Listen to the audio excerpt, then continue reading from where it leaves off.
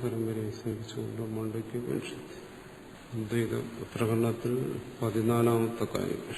ജീവാത്മനോ പൃഥക്ത്വം യത് പ്രാഗുത്പത്തേ പ്രകീർത്തിതം ഭവിഷ്യൻ വൃത്യാ ഗൗണം തദ് മുഖ്യത്വം ഹി നയുജ്യത്തെ. പ്രപഞ്ച ഉത്പത്തി, നാശം ഇവയെക്കുറിച്ചെല്ലാം പറയുന്ന വാക്യങ്ങൾ, ജീവ ഈശ്വര ഭേദത്തെക്കുറിച്ച് പറയുന്ന വാക്യങ്ങൾ, വേദവാക്യങ്ങൾ, അത് ഭവിഷ്യത് വൃത്തിയിൽ പറഞ്ഞതാണ്. അത് ഗൗണാർത്ഥത്തിൽ പറഞ്ഞിരിക്കുകയാണ്. അതിന്റെ ഒന്നും മുഖ്യാർത്ഥത്തെ സ്വീകരിക്കാൻ പാടില്ല. ഇനി പറയും, വേദവാക്യങ്ങളുടെ ഒന്നും വാച്യാർത്ഥത്തെ സ്വീകരിക്കരുത്, താല്പര്യത്തെ ഇടണം. പ്രഥമമായി പ്രതീതമാകുന്നതാണ് വാച്യാർത്ഥം. ഒരു വാക്യം കേൾക്കുമ്പോൾ ആദ്യം നമുക്ക് തോന്നുന്നത് അത് സ്വീകരിക്കരുത്.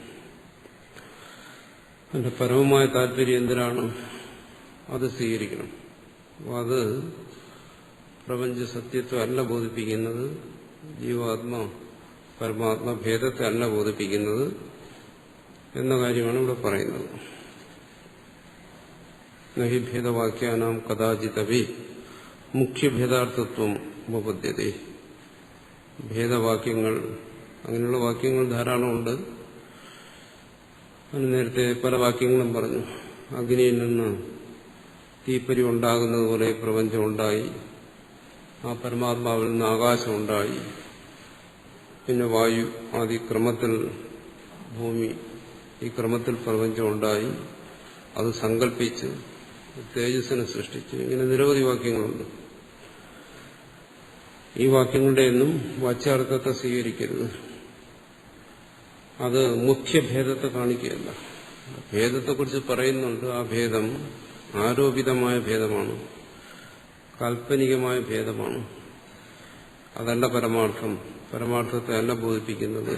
സ്വാഭാവിക അവിദ്യാവത് പ്രാണിഭേദദൃഷ്ട്യനുവാദിത്വാ ആത്മഭേദവാക്യാന. ജീവന്മാരെല്ലാം അവിദ്യ അധീനന്മാരാണ്, അനാദിയായ അവിദ്യക്ക് അധീനരാണ്, സ്വാഭാവികമായ അനാദിയായ അവിദ്യക്ക് കീഴ്പ്പെട്ടിരിക്കുകയാണ്. അവരിൽ ആ വിദ്യ കൊണ്ടുവരുന്ന ഭേദദൃഷ്ടി, ആ ഭേദദൃഷ്ടിയെ അനുവാദം ചെയ്യും എന്ന് പറഞ്ഞാൽ അതിനെ ഏറ്റുപറയുന്നു, അത്രയേ ഉള്ളൂ. അതും പരമാർത്ഥത്തെ ബോധിപ്പിക്കാൻ വേണ്ടി ഇഹച ഉപനിഷത്സു ഉത്പത്തി പ്രളയാദിവാക്യ ജീവപരമാത്മനോരേകത്വമേവ പ്രതിപിപാദയിഷിതം. അതുകൊണ്ട് ഇവിടെ ഉപനിഷത്തുകളിൽ ഉത്പത്തി പ്രളയ വാക്യങ്ങളെല്ലാം ജീവപരമാത്മാവിന്റെ ഏകത്വം, പാരമാർത്ഥികമായ ഏകത്വം, പരമാർത്ഥത്തിൽ ഏകമായ തത്വം മാത്രമേ ഉള്ളൂ, ഇത് പറയാനാണ് ഉദ്ദേശിക്കപ്പെട്ടിരിക്കുന്നത്. തത്വമസി അന്യോ അസോ അന്യോ അഹമസ്മി ന സവേദ ഇത്യാദി. ആ ഏകത്വത്തിന്റെ അനുഭവത്തെക്കുറിച്ച് പറയുന്നു. ആ ഏകത്വ അനുഭവത്തിൽ, ഈശ്വര സാക്ഷാത്കാരത്തിൽ അവനങ്ങനെ ഒരു ബോധം ഉണ്ടാകുന്നില്ല. എന്താണ്? അവൻ അന്യനാണ്, ഞാൻ അന്യനാണ്, അവൻ എന്നിൽ നിന്ന് വേറെയാണ്, ഇങ്ങനൊരു അനുഭവം ഉണ്ടാകുന്നില്ല. പിന്നെങ്ങനെ ഭേദത്തെ സമർത്ഥിക്കാൻ പറ്റും? ഈശ്വരീയ അനുഭവത്തിൽ ഏകത്വബോധമാണ് ഉണ്ടാകുന്നത്. വാസുദേവ സർവമിതി എന്നുള്ള ബോധം ഉണ്ടാകുന്നു. ശ്രുതി അതിനെ പറയുന്നത് തത്വമസി. അനുഭവം, മഹാത്മാക്കളുടെ അനുഭവം അങ്ങനെ ആയിരിക്കെ ഭേദം സത്യമെന്നങ്ങനെ പറയാൻ പറ്റും?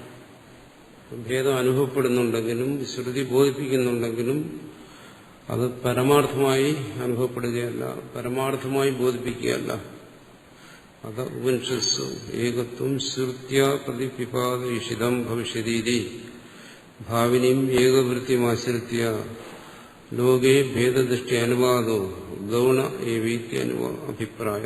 അതുകൊണ്ട് ഉപനിഷത്സു, ഈ ഉപനിഷത്തുക്കളിൽ കർമ്മകാണ്ഡങ്ങളിൽ എന്തൊക്കെ പറഞ്ഞാലും ഉപനിഷത്ത് ഭാഗത്തിലേക്ക് വരുമ്പോൾ ശ്രുതി എന്താണോ ഏകത്വം പ്രതിപിപാദ ഇഷിതം ഭവിഷ്യതി, ഏകത്വത്തെയാണ് ബോധിപ്പിക്കാൻ താല്പര്യപ്പെടുന്നത്, നാനാത്വത്തെ അല്ല.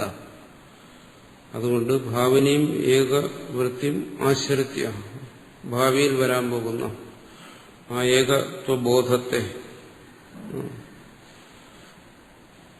അതിനെ ആശ്രയിച്ചുകൊണ്ടാണ്, അതും എങ്ങനെ ലോകേ ഭേദദൃഷ്ടി അനുവാദം, ലോകരുടെ ഭേദബോധത്തെ അംഗീകരിച്ചുകൊണ്ട്. ചിലയിടത്ത് ഉത്പത്തി സ്ഥിതിലയങ്ങളെക്കുറിച്ച് പറയുന്നു, ജീവേശ്വര ഭേദത്തെക്കുറിച്ച് പറയുന്നു.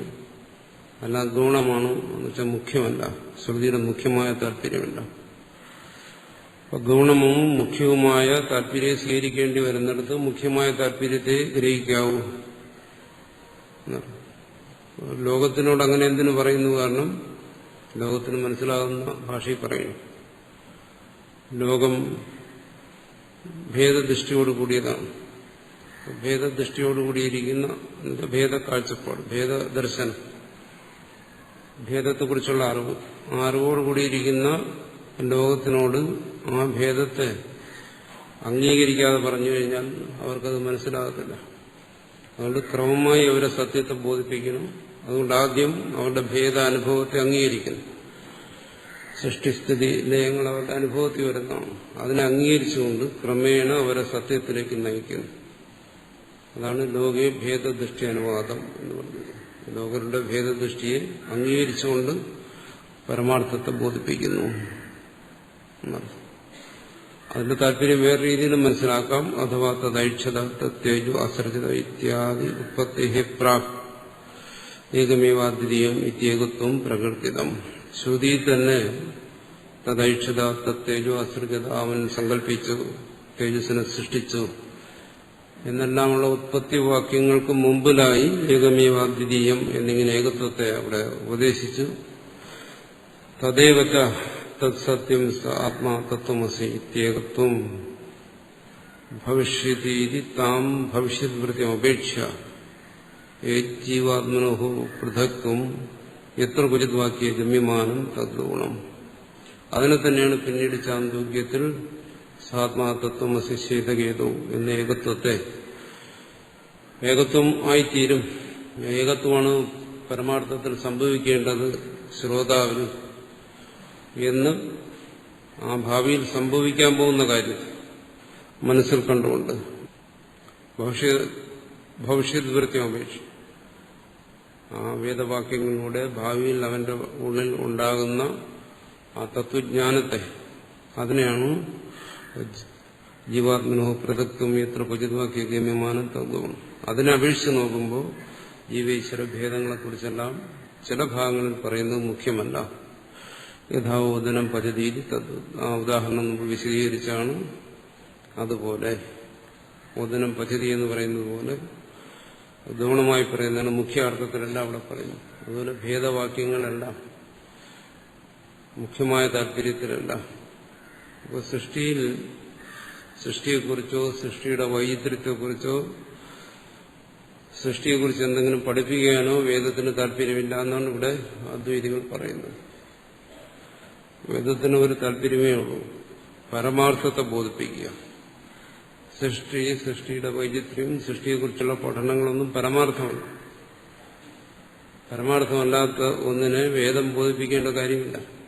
അങ്ങനെ വന്നു കഴിഞ്ഞാൽ വേദവും അസത്യവചസാവും, അസത്യത്തെ ബോധിപ്പിക്കുന്നു എന്ന് വരും. അതുകൊണ്ട് അതൊന്നും വേദത്തിന് താല്പര്യമില്ല. എന്നാൽ അതിനെ പരാമർശിക്കുന്നത് പോലെ തോന്നുന്നു, അതൊന്നും താല്പര്യത്തോടുകൂടി പറയുന്നതല്ല. എന്തിനത് പറയുന്നു? കാരണം അജ്ഞരായ മനുഷ്യന്റെ ബുദ്ധിക്ക് മനസ്സിലാകുന്ന കാര്യങ്ങളെ ആദ്യം ബോധിപ്പിച്ചുകൊണ്ട് പരമാർത്ഥത്തെ ബോധിപ്പിക്കാൻ. അതുകൊണ്ട് വേദത്തിൽ നിന്ന് മനസ്സിലാക്കേണ്ട ഒരു കാര്യമേ ഉള്ളൂ, അത് പരമാർത്ഥമാണ്.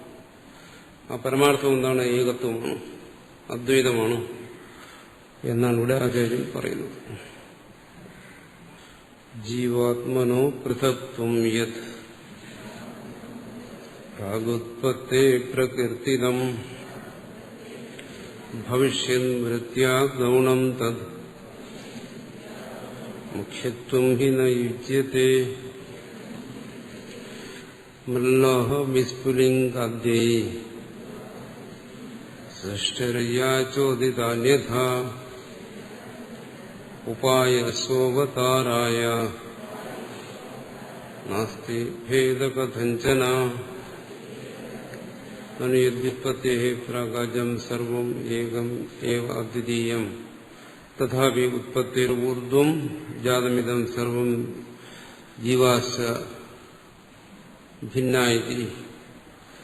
ഇവിടെ അങ്ങനെയും ചിന്തിക്കാം. കാരണം രണ്ടു തരത്തിലുള്ള വാക്യങ്ങൾ. ഒന്ന് ഏകമേവ അദ്വിതീയം എന്ന് പറയുന്നു. സദൈവ സൗമ്യഹിതം അഗ്ര ആസീത് ഏകമേവ അദ്വിതീയം എന്ന് പറയുന്നു. അവിടെ പറയുന്നത് എന്താണ്? ആ സന്ദർഭത്തിൽ പറയുന്നത് ഇതെല്ലാം ഉണ്ടാകുന്നതിന് മുമ്പ്, ഇതെല്ലാം ഉണ്ടായതായി അനുഭവപ്പെടുന്ന ജാഗ്രതാണ്. ആ ജാഗ്രതത്തിന് മുമ്പ് അവൻ തുര്യനായിരിക്കുന്ന സമയത്ത് പ്രാജ്ഞാവസ്ഥയിൽ ഏകമേവാദ്വിതീയം എന്ന് പറഞ്ഞു. അതിനങ്ങനെ എടുക്കാം. സൃഷ്ടിക്കു മുമ്പ് ഇതെല്ലാം ഏകമേവാദ്വിതീയമായിരുന്നു. സൃഷ്ടിക്ക് ശേഷം പലതായിരുന്നു സ്വീകരിച്ചാലോ? മേവം യദ്യുത്പത്തേഃ പ്രാഗ് അജം സർവം ഏകമേവാദ്വിതീയം. ഉത്പത്തിക്ക് മുമ്പ് എല്ലാം ഏകമേവാദ്വിതീയമായിരുന്നു. തഥാ ഉത്പത്തിർ ഊർധ്വം, ഉത്പത്തിക്ക് ശേഷം ജാതമിദം സർവം, ഈ ഉണ്ടായത് സർവവും ജീവാശ്ച, ജീവന്മാരും ഭിന്നങ്ങളാണെന്നാണെങ്കിലോ മൈവം അത് ശരിയല്ല. അന്യാർത്ഥത്വാത് ഉത്പത്തി ശ്രുതിയിലാണ്. അത് പറഞ്ഞു, മുമ്പ് ഇത് പറഞ്ഞു കഴിഞ്ഞതാണ്. ഉത്പത്തി ശ്രുതിയുടെ താല്പര്യം അതല്ല. വെറും വാച്യാർത്ഥത്തെ എടുക്കുകയാണ്. അതുപോലെ അതിന്റെ താല്പര്യത്തെ എടുക്കണം. എന്തുകൊണ്ട്? പൂർവമുപി പരിഹൃതേവായും ദോഷ. നിങ്ങളുടെ ഈ സംശയങ്ങളെല്ലാം മുമ്പ് തന്നെ ദൂരീകരിച്ചതാണ്. വീണ്ടും അതേ സംശയം തന്നെ കൊണ്ടുവരുന്നു. വീണ്ടും പറയുന്നത് എന്താണ്? ശ്രുതി പറയുന്നുണ്ടല്ലോ നാനാത്വത്തെക്കുറിച്ച്, നിങ്ങൾ ഏകത്വത്തെക്കുറിച്ച് പറയുന്നു. ഇത് രണ്ടും എങ്ങനെ ശരിയാകും? അത് പറയുന്നു. അതിനൊക്കെ സമാധാനം മുമ്പ് പറഞ്ഞു കഴിഞ്ഞാണ്. അവിടെയൊന്നും ശ്രുതിക്ക് അതല്ല താല്പര്യം. പരമാർത്ഥത്തെ ബോധിപ്പിക്കുകയാണ്. പരമാർത്ഥം ബോധിക്കുക. സ്വപ്ന ആത്മമായ വിസർജിത സംഘാത ഘടാകാശ ഉത്പത്തി ഭേദാദിവത് ജീവാനോത്പത്തി ഭേദാദി ഇതി. ഇക്കാര്യങ്ങളെല്ലാം മുമ്പ് പറഞ്ഞതാണ്. എന്താണോ? സ്വപ്നത്തെ പോലെ, ഇന്ദ്രജാലക്കാരന്റെ ഇന്ദ്രജാലത്തെ പോലെ, മായാവിസർജിത സംഘാത. ഈ കാണുന്ന സംഘാതങ്ങളെല്ലാം മായയാൽ സൃഷ്ടിക്കപ്പെട്ടതാണ്, പരമാർത്ഥമല്ല. ഇന്ദ്രജാലം പോലെയാണ്. അല്ലെങ്കിൽ ഘടാകാശ ഉത്പത്തി ഭേദാധിപത്, ഘടാകാശം തുടങ്ങിയ ആകാശഭേദത്തെ കൽപ്പിക്കുന്നത് പോലെയാണ്. ഇതൊന്നും പരമാർത്ഥമല്ല. ജീവാന ഉത്പത്തി ഭേദാദി, ജീവന്മാരുടെ ഉത്പത്തി ഭേദത്തെക്കുറിച്ച് പറയുന്നത് അത് പലതവണ ആവർത്തിച്ചതാണ്. വീണ്ടും സംശയം. അത് മനസ്സിന്റെ ഒരു തകരാറാണ്. എത്രയൊക്കെ ബോധിച്ചാലും വീണ്ടും മനസ്സ് സംശയം ഉണർത്തിക്കൊണ്ടിരിക്കുന്നു. പൂർവ്വ സംസ്കാരം കൊണ്ടും പ്രബലമായ പ്രപഞ്ച സത്യത്വ ബോധം കൊണ്ടും. പ്രപഞ്ച സത്യത്വ ബോധം ശാസ്ത്ര സംസ്കാരത്തെക്കാളും ദൃഢമാണ്. എന്തുകൊണ്ട്? ശാസ്ത്ര സംസ്കാരം ഇപ്പോൾ ഉണ്ടായതാണ്. ഈ ജന്മത്തിലോ അല്ലെങ്കിൽ സമീപഭാവിയിലെങ്ങാനും ഉണ്ടായതായിരിക്കും. പക്ഷെ അനാദികാലമായി ദൃഢമായി പോയതാണ് പ്രപഞ്ച സത്യത്വ ബോധം. അതുകൊണ്ട് അതിനെ പരിഹരിക്കാൻ എത്ര ശ്രമിച്ചാലും വീണ്ടും ഉള്ളിൽ നിന്ന് സംശയങ്ങൾ ഉണർന്നുകൊണ്ടേയിരിക്കും. ബോധിച്ചാലും ബോധിപ്പിച്ചാലും വിട്ടുപോകും, മറന്നുപോകും. അതുകൊണ്ടാണ് പറയുന്നത് ഇതെല്ലാം മുമ്പ് തന്നെ ഈ സംശയങ്ങളെല്ലാം പറഞ്ഞു. നമ്മളും ചിന്തിക്കും, എന്തിനു വേണ്ടി ഇതിങ്ങനെ ആവർത്തിക്കുന്നു? ഒരേ കാര്യം തന്നെ ഇതുവരെ പറഞ്ഞിട്ടും കേട്ടിട്ടും ഗുണമില്ലാത്തതുകൊണ്ട് ആവർത്തിക്കുന്നു. ആവർത്തിക്കുക അല്ലാതെ വേറൊരു ഉപായമല്ല. ആവർത്തി അസകൃത ഉപദേശ വ്യാസഭഗവാനും പറയുന്നു. ആവർത്തിക്കുക അല്ലാതെ, ആവർത്തിച്ച് പറയുക, ആവർത്തിക്ക് കേൾക്കുക, അതല്ലാതെ വേറെ ഉപായമില്ല. പക്ഷെ അത്ര സംസ്കാരം, ആധ്യാത്മിക സംസ്കാരം ഇല്ലാത്തവർക്ക് ഇത് ആവർത്തിക്കുമ്പോൾ വിരസമായി തോന്നും. ഇതിനോട് വൈമുഖ്യം വരും. സംസ്കാരമുള്ളവർക്കാണെങ്കിൽ ആവർത്തിക്കൊണ്ട് ഇത് ദൃഢമാകും. ഇതാണ് സംഭവിക്കുന്നത്. ഒന്നുകിൽ ഇതിൽ വൈമുഖ്യം ഉണ്ടായി അതിൽ നിന്ന് പിന്മാറും, അല്ലെങ്കിൽ സംസ്കാര ദാർഢ്യം കൊണ്ട് ഈ തത്വം ഉള്ളിൽ ദൃഢപ്പെടും. ഇവിടെ ആചാര്യന്റെ താല്പര്യം അതാണ്. തത്വബോധത്തെ ഉള്ളിൽ ഉണർത്തുക, അതിനെ ദൃഢപ്പെടുത്തുക.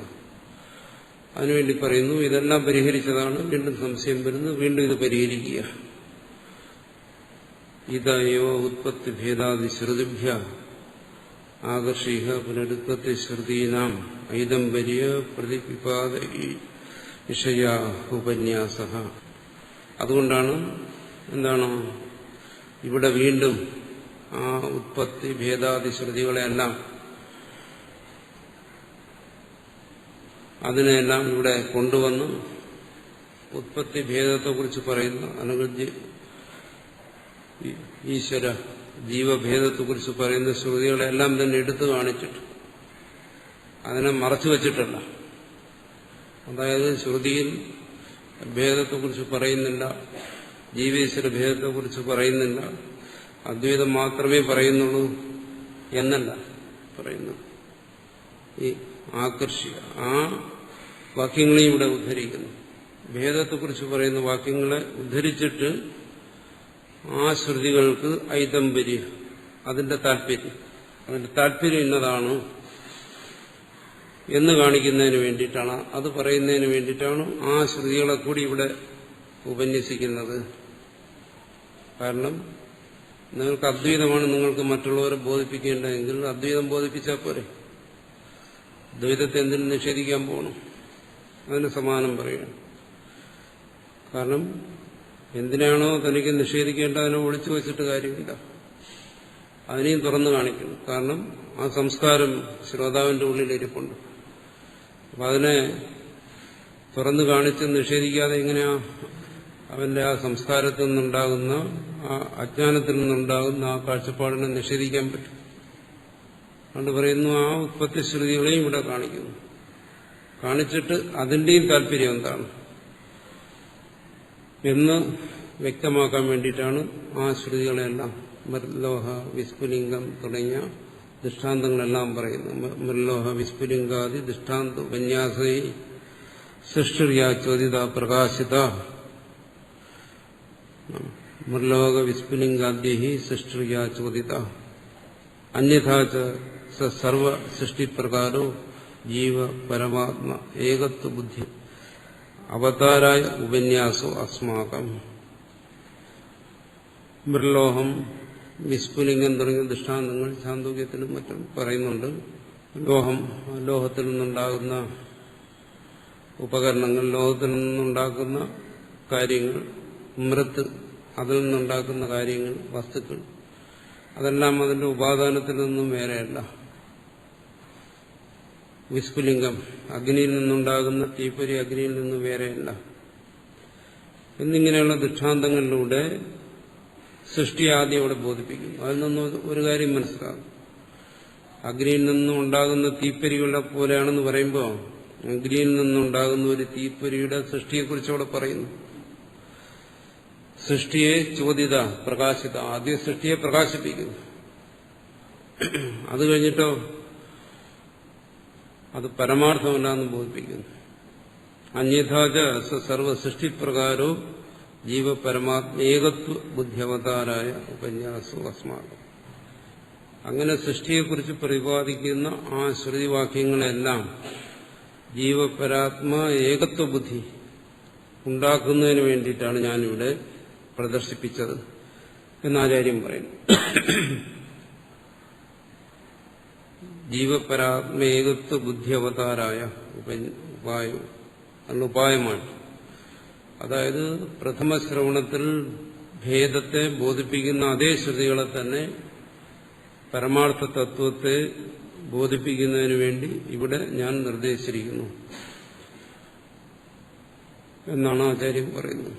യഥാ ഒരു ഉദാഹരണം പറയുന്നു. പ്രാണസംവാദേ വാഗാദി ആസുര പാത്മ വേദ്യാഖ്യായിക കൽപ്പിത പ്രാണവൈശിഷ്ട്യ ബോധാവതാരായ പറയുന്നത്. ശ്രുതിയിൽ സാധാരണ ചോദിക്കും, ശ്രുതിക്ക് എന്താ പരമാർത്ഥം പറഞ്ഞാൽ പോലെ,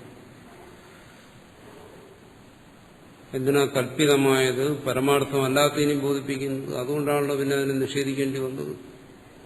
പറയും നേരിട്ട് സത്യത്തെ തന്നെ വെളിപ്പെടുത്തുക. ആദ്യം ഭേദത്തെ ബോധിപ്പിക്കുക, പിന്നെ അതിനെ നിഷേധിച്ചിട്ട് സത്യത്തെ ബോധിപ്പിക്കുക. അതെന്തിനാണ് പറയുന്നത്? ശ്രുതിയുടെ ശൈലിയാണ്. ചാന്തോക്യത്തിൽ പറയുന്നുണ്ട്. ആദ്യത്തെ ഭാഗത്തിൽ 1-ാം പ്രകടനത്തിൽ തന്നെ അവിടെ പ്രാണസംവാദത്തെക്കുറിച്ച് പറയുന്നു. പ്രാണസംവാദത്തെക്കുറിച്ച് പറയുന്നത് എന്താണ്? ദേവന്മാരും അസുരന്മാരും തമ്മിൽ യുദ്ധം ആരംഭിച്ചു. അപ്പോൾ ദേവന്മാർക്ക് അസുരന്മാരെ ജയിക്കണം. സാധാരണ ഗതിയിൽ അത് പ്രയാസമുള്ള കാര്യമാണ്. അസുരന്മാർക്ക് ശക്തി കൂടുതലാണ്. അതുകൊണ്ട് അവരെന്ത് ചെയ്തു? ഒരു വൈദികമായ മാർഗം നോക്കി. ഉദ്ഗീത എന്ന് പറയുന്ന മന്ത്രങ്ങളുണ്ട്. ആ ഉദ്ഗീത മന്ത്ര ഉപാസനയിലൂടെ അസുരന്മാരെ ജയിക്കാമെന്ന് കരുതി. ദേവന്മാരെന്ത് ചെയ്തു? ആ ഉദ്ഗീത മന്ത്രം ആലപിക്കുന്നതിന് വേണ്ടി ഇന്ദ്രിയങ്ങളെ ചുമതലപ്പെടുത്തി. ഇന്ദ്രിയങ്ങളെല്ലാം അധിഷ്ഠാന ദേവതകളോടുകൂടിയവരാണല്ലോ. അതുകൊണ്ട് അവരെ ചുമതലപ്പെടുത്തി. ദേവതകൾ അപ്പോൾ ആ ഓരോ ഇന്ദ്രിയങ്ങളും പരസ്പരം മത്സരിച്ചുകൊണ്ട് ഉദ്ഗീതം ആലപിക്കാൻ തുടങ്ങി. പരസ്പരം മത്സരിക്കുക എന്ന് പറയുമ്പോൾ ശത്രുവിനെ തോൽപ്പിക്കാൻ വേണ്ടിയാണ്. പക്ഷേ പരസ്പരം മത്സരിച്ചപ്പോൾ അഹന്ത വന്നു. അഹന്തയുണ്ടെങ്കിലേ മത്സരിക്കാൻ പറ്റും. അങ്ങനെ അഹന്തയോടുകൂടി ഇവർ പരസ്പരം മത്സരിച്ച് ഉദ്ഗീതം ആലപിച്ചപ്പോൾ അസുരന്മാർ ഇത് മനസ്സിലാക്കി. കാരണം ഇവരിൽ അഹന്ത വന്നു. അഹന്ത വന്നാൽ പരാജയപ്പെടുത്താൻ എളുപ്പമാണ് എന്നവരും കരുതി. ഇവരുടെ അഹന്ത കൊണ്ട് ഇവരിൽ പാപമുണ്ടായി. ആ പാപമുണ്ടായി ഇവരെല്ലാം പരാജയപ്പെട്ടു. എന്നുവെച്ചാൽ ഉദ്ഗീത ആലാപനം ഇവർക്ക് ശരിക്കും നിർവഹിക്കാൻ കഴിഞ്ഞില്ല. അപ്പൊ ഇവരെ ഉപയോഗിച്ച് അസുരന്മാരെ ജയിക്കാൻ സാധ്യമല്ല എന്ന് ദേവന്മാർ മനസ്സിലാക്കി. അവർ മുഖ്യപ്രാണനെ വിളിച്ചു. പ്രാണനോട് ആവശ്യപ്പെട്ടു ഉദ്ഗീതം ഗാനം ചെയ്യാൻ. അപ്പോൾ പ്രാണൻ എന്ത് ചെയ്തു? ആരോടും മത്സരിക്കാതെ എല്ലാവരോടും സമഭാവനയോടുകൂടി പ്രാണൻ ഉദ്ഗീതം ആലപിച്ചു. അസുരന്മാരെ പരാജയപ്പെട്ടു. ആ ഉപാസനയിലൂടെ അസുരന്മാരെ പരാജയപ്പെടുത്തി എന്ന് പറയുന്നു. ഇവിടെ പറയുന്നത് എന്താണ്? ഈ പറയുന്ന ഈ ഒരു സംഭവം ഇതൊന്നും വാസ്തവത്തിൽ നടന്ന കാര്യങ്ങളൊന്നുമില്ല. ഇതൊരു കൽപ്പനയാണ്.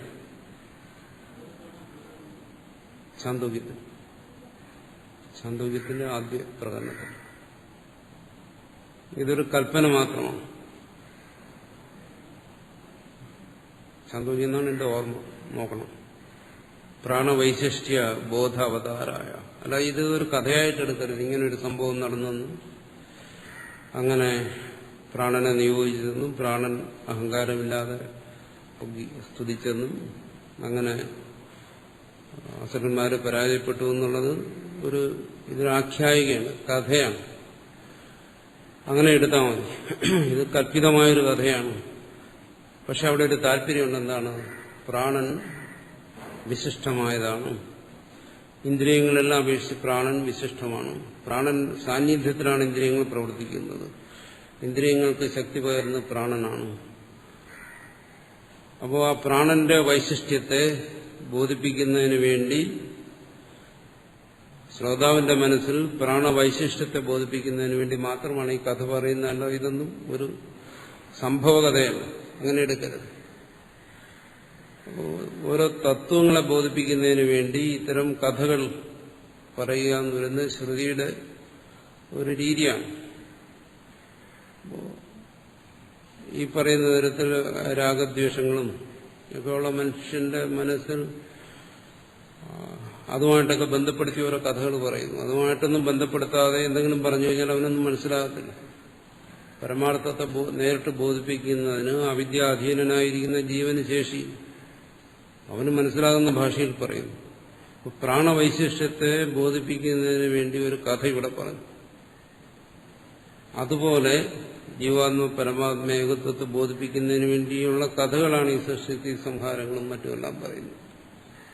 അപ്പൊ ഇവിടെ ഇത് മനസ്സിലാക്കാമെങ്കിൽ ഇതുപോലെ എല്ലാ ഭാഗത്തും മനസ്സിലാക്കും. ഇതിന്റെ എല്ലാം പരമമായ താല്പര്യം ഈ കഥയെ ബോധിപ്പിക്കുകയല്ല. ഇത് വേറൊരു ഭാഗത്തും പറയുന്നുണ്ട്. ആചാര്യസ്വാമികൾ തന്നെ മറ്റു പല ഭാഗങ്ങളിലും പറയുന്നുണ്ട്. ഈ ശ്രുതിയിൽ പറയുന്ന ഉപനിഷത്തുകളിൽ വരുന്ന കഥകൾ ഇതെല്ലാം വെറും കൽപ്പനകളാണ്. വാസ്തവത്തിൽ അങ്ങനെ സംഭവങ്ങൾ നടന്നെന്നോ എന്നും അവിടെ ഉദ്ദേശിച്ചിട്ടില്ല. ശ്രുതി അത് താല്പര്യപ്പെട്ടിട്ടില്ല. കേവലം പരമാർത്ഥമായ തത്വത്തെ ബോധിപ്പിക്കുന്നതിന് കഥകളെ സ്വീകരിച്ചിരിക്കുകയാണ്. അതുകൊണ്ട് ആ കഥകളെ വെച്ചുകൊണ്ട് ഇതിനെക്കുറിച്ച് ചരിത്രപരമായൊന്നും പഠിക്കാനും മനസ്സിലാക്കാനും ഒന്നും ശ്രമിക്കണ്ട. എന്ന് തത്വബോധം മാത്രം ഉണ്ടാക്കിയാൽ മതി. പറഞ്ഞല്ലോ, വേദത്തിലൂടെ അല്ല സയൻസും കണക്കും ചരിത്രവും ഒന്നും പഠിക്കേണ്ടത്. അദ്വൈതിയുടെ നിലപാടാണ് അത്. എല്ലാം അതിനുവേണ്ടിയാണെന്ന് കരുതുന്നവരുണ്ട്, അത് വേറെ കാര്യം. അദ്വൈതിയുടെ നിലപാടിതാണ്. ആ അദ്വൈത തത്വത്തെ ബോധിപ്പിക്കുക മാത്രമേ ഉള്ളൂ വേദത്തിന്റെ താല്പര്യം. മറ്റൊന്നിനും അതിന് താല്പര്യമില്ല, മുഖ്യ താല്പര്യമില്ല. ആരെങ്കിലും പറയണം അതിൽ വേറെന്തെങ്കിലും ഉണ്ടെന്ന് പറഞ്ഞാൽ അതെല്ലാം അത് മുഖ്യമായിട്ടല്ല, ഗൗണമായിട്ടാണ് എന്ന് പറഞ്ഞാൽ മറ്റു പല ശാസ്ത്ര സമ്പ്രദായക്കാരും അതിനെയൊക്കെ ചോദ്യം ചെയ്യും. പൗരാണികവും ആധുനികവുമായിട്ടുള്ള പല തത്വചിന്തകന്മാരും അതെല്ലാം ചോദ്യം ചെയ്യും. അവർ പറയും അങ്ങനെയല്ല, വേദത്തിൽ സർവ്വവിജ്ഞാനമുണ്ട്, മറ്റു കാര്യങ്ങളൊക്കെ ഉണ്ട് എന്ന് പറയും. അതിന് അദ്വൈതി പറയുന്ന മറുപടി എന്താണ്? അങ്ങനെ എന്തെങ്കിലുമൊക്കെ ഉണ്ടായിരിക്കാം, ഉണ്ടെങ്കിൽ തന്നെ അതെല്ലാം ഗുണമാണ്, മുഖ്യമല്ല. മുഖ്യമായി ഒന്നേ ഉള്ളൂ. എന്താണ്? ആ അദ്വൈതത്തെ ബോധിപ്പിക്കുക. എങ്ങനെയാണ് ഇവിടെ പ്രാണവൈശിഷ്ട്യത്തെ ബോധിപ്പിക്കുന്നതിന് വേണ്ടി ഇങ്ങനെ ഒരു കൽപ്പിതം കഥയെ ശ്രുതി പറഞ്ഞത്? അതുപോലെ സൃഷ്ടിയാദി പ്രക്രിയകളെല്ലാം കൽപ്പിതമാണ് എന്നാണ്. തദപ്പി അസിദ്ധമിതി പറയുന്നു. അതും ശരിയല്ല എന്ന് പറഞ്ഞാലോ? അല്ല. ശാഖാഭേദേഷു അന്യഥാജ പ്രാണാദി സംവാദശമള പറയുന്നു. ഈ അങ്ങനെ ഒരു കഥ പറഞ്ഞു ശ്രുതിയിൽ ദേവാസുര യുദ്ധത്തെക്കുറിച്ചും പ്രാണന്മാരെ ഇന്ദ്രിയങ്ങളെയൊക്കെ നിയോഗിച്ചു എന്നൊക്കെ പറയുന്നു. ഇതെന്തുകൊണ്ട് സത്യമായിക്കൂടാ? അദ്വൈതി എന്തടിസ്ഥാനത്തിലാണ് പറയുന്നത് ഇതൊക്കെ അസത്യമാണ്? നിങ്ങൾക്ക് അദ്വൈതത്തെ സമർത്ഥിക്കുന്നതിന് വേണ്ടിയിട്ട് ഈ ഒരു ദൃഷ്ടാന്തത്തെ എടുത്തിട്ട് ഈ കഥകളെല്ലാം കൽപ്പിതമാണെന്ന് പറയുന്നു. അപ്പോൾ വേറെ ആൾ ചോദിക്കുന്നു, ഇതെന്തുകൊണ്ട് സത്യമായിക്കൂടാ? നിങ്ങൾ എന്തടിസ്ഥാനത്തിലാണ് ഇതൊക്കെ കൽപ്പിതമെന്ന് പറയുന്നത്? നിങ്ങളുടെ സിദ്ധാന്തത്തെ സമർത്ഥിക്കാൻ വേണ്ടിയിട്ട് പറയുകയാണോ? കാരണം വേദവാക്യങ്ങളെല്ലാം സത്യം തന്നെയായിരിക്കും. വേദത്തിൽ അസത്യം വരാൻ പാടില്ല. ഒരക്ഷരത്തിൽ പോലും അതിൽ അർത്ഥ ദോഷം വരാൻ പാടില്ല. അതുകൊണ്ട് ഈ പറഞ്ഞ ഇതെല്ലാം സത്യമാണെന്ന് എന്തുകൊണ്ട് സ്വീകരിച്ചുകൂടാ? ഇതൊക്കെ സംഭവിച്ച കാര്യമാണ്.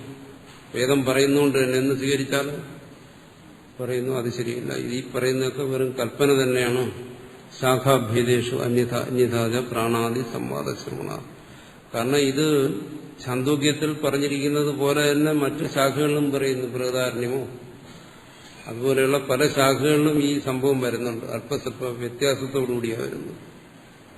അപ്പോൾ ഇത് സത്യമാണെങ്കിൽ എങ്ങനെ ഈ ഭേദം വന്നു? അന്യഥ ഒരു സ്ഥലത്ത് ഒരു രീതി പറയും, വേറൊരു വേറൊരു രീതി പറയും. ഒരേ സംഭവമാണെങ്കിൽ പല രീതിയിൽ എങ്ങനെ പറയുന്നു? ഈ പല രീതിയിൽ പറയുന്നതുകൊണ്ട് മനസ്സിലാക്കാം എന്താണ് ഈ സംഭവമല്ല, ഇത് കൽപ്പനയാണ്. പക്ഷെ എല്ലായിടത്തും ഒരു ഉദ്ദേശമുണ്ട്. എന്താണ്? പ്രാണന്റെ ശ്രേഷ്ഠതയെ ബോധിപ്പിക്കുക. ഉപാസനയ്ക്ക് അത് ആവശ്യമാണ്. അതുകൊണ്ട് ഓരോ സ്ഥലത്ത് ഇത് മാറി മാറി പറയുന്നതുകൊണ്ട് ഇത് സത്യമല്ല, കൽപ്പനകളാണ്. അങ്ങനെയുള്ള നിരവധി കൽപ്പന രൂപത്തിലുള്ള കഥകൾ ശ്രുതി പറയുന്നുണ്ട്. അവിടെയൊന്നും അതിനെ കഥകളായി എടുക്കരുത്, തത്വത്തെ മാത്രം എടുക്കുക. ഇത് തന്നെയാണ് പുരാണത്തെ സംബന്ധിച്ചും. ശ്രുതിയുടെ ഇത് തന്നെ. പുരാണം എന്ന് പറയുന്നത് എന്താണ്? പുരാണം ഒട്ടുമുക്കാലും വെറും കാൽപ്പനികമായ ഋഷിയുടെ ഭാവനയിലുള്ള കഥകളാണ്. ആ കഥകളെ സത്യമാണെന്ന് കരുതി വെറും പാമരന്മാരായ ജനങ്ങൾ അത് വിശ്വസിച്ച് അതെല്ലാം സംഭവ കഥകളായിട്ട്, മനുഷ്യ ജീവിതത്തിൽ സംഭവിക്കുന്ന കഥകളായി, അതുപോലെ നടന്ന സംഭവങ്ങളായി സ്വീകരിച്ചുകൊണ്ട് പറയുന്നു. പക്ഷേ അതും അങ്ങനെ അല്ല. പലതും അതിശയോക്തിപരമായിട്ടും ഗുണപാഠങ്ങളെന്ന രീതിയിലും മനുഷ്യരെ ധാർമ്മികരാക്കുന്നതിന് വേണ്ടിയും അതിലുപരിയായി ഈശ്വര തത്വത്തെ ബോധിപ്പിക്കുന്നതിന് വേണ്ടിയിട്ടുള്ള കവിഭാവനകളാണ് പുരാണങ്ങളെല്ലാം. അല്ല, അങ്ങനെയുള്ള സംഭവങ്ങളൊന്നും നടന്നിട്ടില്ല. ശ്രുതിയിൽ പറയുന്ന കാര്യങ്ങൾ നടന്നിട്ടില്ലെങ്കിൽ പുരാണം എങ്ങനെ സത്യമാകും? അപ്പൊ കഥകൾ എന്നുള്ള നിലയ്ക്ക് അതൊന്നും സത്യമല്ല, എല്ലാം കൽപ്പനകളാണ്. എന്തെങ്കിലും അല്പം യാഥാർത്ഥ്യത്തിന്റെ അംശം അതിൽ കടന്നു വന്നാലും ശരി, അത് ഇവിടെ പറഞ്ഞിരിക്കുന്നത് പോലെ വെറും കൽപ്പനകളാണ്, ഋഷിയുടെ ഭാവനകളാണ്. അത് ഉദ്ദേശിച്ചിരിക്കുന്നത് എന്താണ്? ഒരുപക്ഷെ ധർമ്മബോധമാകാം, ഗുണപാഠമാകാം, അതിലുപരി സത്യത്തെ ബോധിപ്പിക്കാനായിരിക്കും. പക്ഷെ അതിനെ എന്ത് ചെയ്യുന്നു? അജ്ഞന്മാരായ പാമരന്മാരായ മനുഷ്യർ അതെല്ലാം സത്യമാണ്, സംഭവകഥകളാണെന്ന് വിശ്വസിക്കുന്നു. ശ്രുതി തന്നെ കല്പിതമാണെങ്കിൽ പുരാണത്തിന്റെ കാര്യം പറയാനില്ല. അതുകൊണ്ട് ഈ സംഭവങ്ങൾ സത്യമാണെന്ന് കരുതി അതെങ്ങനെ പുരാണങ്ങൾ തീരുമാനിക്കാം? കാരണം ഒരു പുരാണത്തിൽ പറയുന്നതിന് വിരുദ്ധമായി മറ്റൊന്നും പറയുന്നു. അതുകൊണ്ട് തന്നെ മനസ്സിലാക്കാതെ അസംബന്ധമാണ്. അതെല്ലാം ഭാവനയല്ല. ഓരോ വ്യക്തികളുടെ ഭാവനകൾ വരുന്ന വൈരുദ്ധ്യം കഥകളിലും വരുന്നു. അതുകൊണ്ട് അതൊന്നും സത്യമല്ല. യദി സംവാദ പരമാർത്ഥ അഭൂത് ഏകരൂപേവ സംവാദ സർവശാഖാസു അശ്രോഷ്യത് വിരുദ്ധ അനേക പ്രകാരേണ അശ്രോഷ്യത്. അത് വിശദീകരിക്കുന്നു. ഈ പറയുന്ന കഥകൾ പ്രാണസംവാദം പോലെ ശ്രുതികളിൽ പറയുന്ന കഥകളെല്ലാം സത്യമായിരുന്നെങ്കിൽ ഏകരൂപേവ സംവാദ, ഒരേ രൂപത്തിലായിരുന്ന ഈ ചർച്ചകളെല്ലാം സർവശാഖാസ്, എല്ലാ ശാഖകളിലും വേദശാഖകളിലെല്ലാം ഒരേ രീതിയിൽ വന്നനെ. അങ്ങനെ കേട്ടനെ അശ്രോഷ്യത്. പക്ഷെ വിരുദ്ധ അനേക പ്രകാരേണ അശ്രോഷ്യത്, വിരുദ്ധ രൂപത്തിൽ അനേക രൂപത്തിൽ അത് ശ്രുതികളിൽ വരാൻ പാടില്ലായിരുന്നു. അങ്ങനെയാണ് വരുന്നത്. അതുകൊണ്ട് ഇതെല്ലാം കൽപ്പനകളാണ്. പുരാണങ്ങളും ഇതിഹാസങ്ങളും ഇതെല്ലാം കൽപ്പനകളാണ്. തത്വബോധത്തിനു വേണ്ടി ഭാവനയിൽ സൃഷ്ടിച്ച കൽപ്പനകളാണ്. അതൊന്നും പരമാർത്ഥമല്ല. അല്പം ചില പരമാർത്ഥങ്ങൾ ഉണ്ടായിരിക്കാം, പക്ഷേ പരമാർത്ഥമല്ല. ശ്രീയതേതു.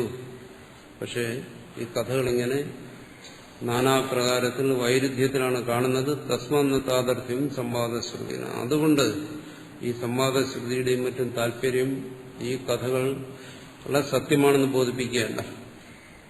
തഥാ ഉത്പത്തിവാക്യാനി പ്രത്യേകവ്യാനി. ഇതെങ്ങനെയാണോ മനസ്സിലാക്കുന്നത് അതുപോലെ ഉത്പത്തിവാക്യങ്ങളെയും മനസ്സിലാക്കിക്കൊള്ളണം. അത് ശ്രുതി പറയുന്നുണ്ടെങ്കിലും അത് സത്യമാണെന്ന്, സത്യത്തിൽ ഇവിടെ സൃഷ്ടി നടന്നു, അല്ലെങ്കിൽ സൃഷ്ടി ആ രീതിയിൽ നടന്നു എന്ന് ബോധിപ്പിക്കാനൊന്നുമല്ല. ഇവിടെ ശ്രുതി പറയുന്നത് എന്താണ്? ആദ്യം ആകാശം ഉണ്ടായി, ആകാശത്തിൽ നിന്ന് വായു ഉണ്ടായി, വായുവിൽ നിന്ന് അഗ്നി ഉണ്ടായി, ഇങ്ങനെ പറയുന്നു. ഈ പറയുന്നതെല്ലാം സത്യമാണെന്ന് കരുതിക്കൊണ്ട് ആൾക്കാർ ഇതിൽ ഗവേഷണം നടത്തുന്നുണ്ട്. എങ്ങനെയാണ് ആദ്യം ആകാശം ഉണ്ടായത്? അവർക്ക് രണ്ടുദ്ദേശമുണ്ട്. ഒന്ന്, ഭൗതികമായി കണ്ടുപിടിക്കുന്ന യാഥാർത്ഥ്യങ്ങൾ വേദത്തിൽ പറയുന്ന തത്വങ്ങളുമായി പൊരുത്തപ്പെടുത്തും. എന്നിട്ട് വേദം ശ്രേഷ്ഠമാണെന്ന് സമർത്ഥിക്കുക. അപ്പൊ വേദത്തിന്റെ ശ്രേഷ്ഠത അതിലൊന്നും അല്ലെന്നാണ് ഇവിടെ പറയുന്നത്, അദ്വൈതി പറയുന്നത്. നിങ്ങൾ ഇന്നത്തെ നിങ്ങളുടെ സയൻസ് കണ്ടുപിടിക്കുന്ന കാര്യങ്ങൾ വേദം നേരത്തെ കണ്ടുപിടിച്ചിരിക്കുന്നു. അതാണ് വേദത്തിന്റെ മഹത്വം എന്നാണ് നമ്മൾ പ്രസംഗിക്കുന്നത്. പക്ഷെ അതിനോടൊന്നും ഇവിടെ യോജിക്കുന്നില്ല. കാരണം അത്തരം കാര്യങ്ങൾ വേദം പറഞ്ഞിരിക്കുന്നത് വേദത്തിന്റെ താല്പര്യമേ അല്ല, താല്പര്യപൂർവ്വം പറഞ്ഞിരിക്കുന്നതല്ല. മനുഷ്യന് ഇത്തരം തരത്തിലുള്ള പല ഭ്രാന്തികളും കൽപ്പനകളും ഉണ്ട്. ആ കൽപ്പനകൾക്കനുസരിച്ച് തത്വത്തെ ബോധിപ്പിക്കാൻ വേണ്ടി വേദം ഓരോ കാര്യങ്ങൾ പറയുന്നതാണ്. അതൊന്നും പരമാർത്ഥമല്ല. അതുകൊണ്ട് ഇത്തരം കാര്യങ്ങൾക്ക് വേണ്ടി വേദത്തെ പിടിച്ച് ഗവേഷണം നടത്തേണ്ട കാര്യമില്ല. അതുകൊണ്ട് വേദത്തിന് പ്രത്യേകിച്ച് മഹത്വമൊന്നും ഉണ്ടാകുന്നില്ല എന്നാണ് ഇവിടെ ആചാര്യൻ പറയുന്നത്. കൽപ്പസർഗഭേദ സംവാദശ്രുതീനാം ഉത്പത്തിശ്രുതീനാം ച പ്രതിസർഗം അന്യഥാത്വമിതി ചേത്. വീണ്ടും വിടുന്നില്ല. ഋഷി പറയുന്നത് ഇവിടെ ഉണ്ട്. വേദത്തിൽ പറയുന്ന കാര്യങ്ങളെല്ലാം പരമാർത്ഥമാണെന്ന് ഇന്ന് വേദഭക്തന്മാര് എന്ന് കരുതുന്നവര് വിശ്വസിക്കുന്നവർ അന്നും വിശ്വസിക്കുന്നു. അവരദ്വൈതയെ വീണ്ടും ചോദ്യം ചെയ്യുകയാണ്. ഈ വേദത്തിൽ ഈ ഭേദം വന്നത്, സംവാദശ്രുതികളും മറ്റും വ്യത്യാസം വന്നത് കൽപ്പഭേദം കൊണ്ടാണ്.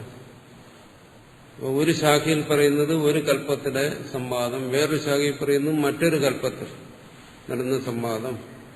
ഇങ്ങനെ തന്നെ കൽപ്പഭേദം കൊണ്ട് സംവാദഭേദം വന്നിരിക്കുകയാണ്. അതെല്ലാം സത്യമാണ്. അതിനെയൊന്നും അങ്ങനെ നിഷേധിക്കുന്നത് ശരിയല്ല.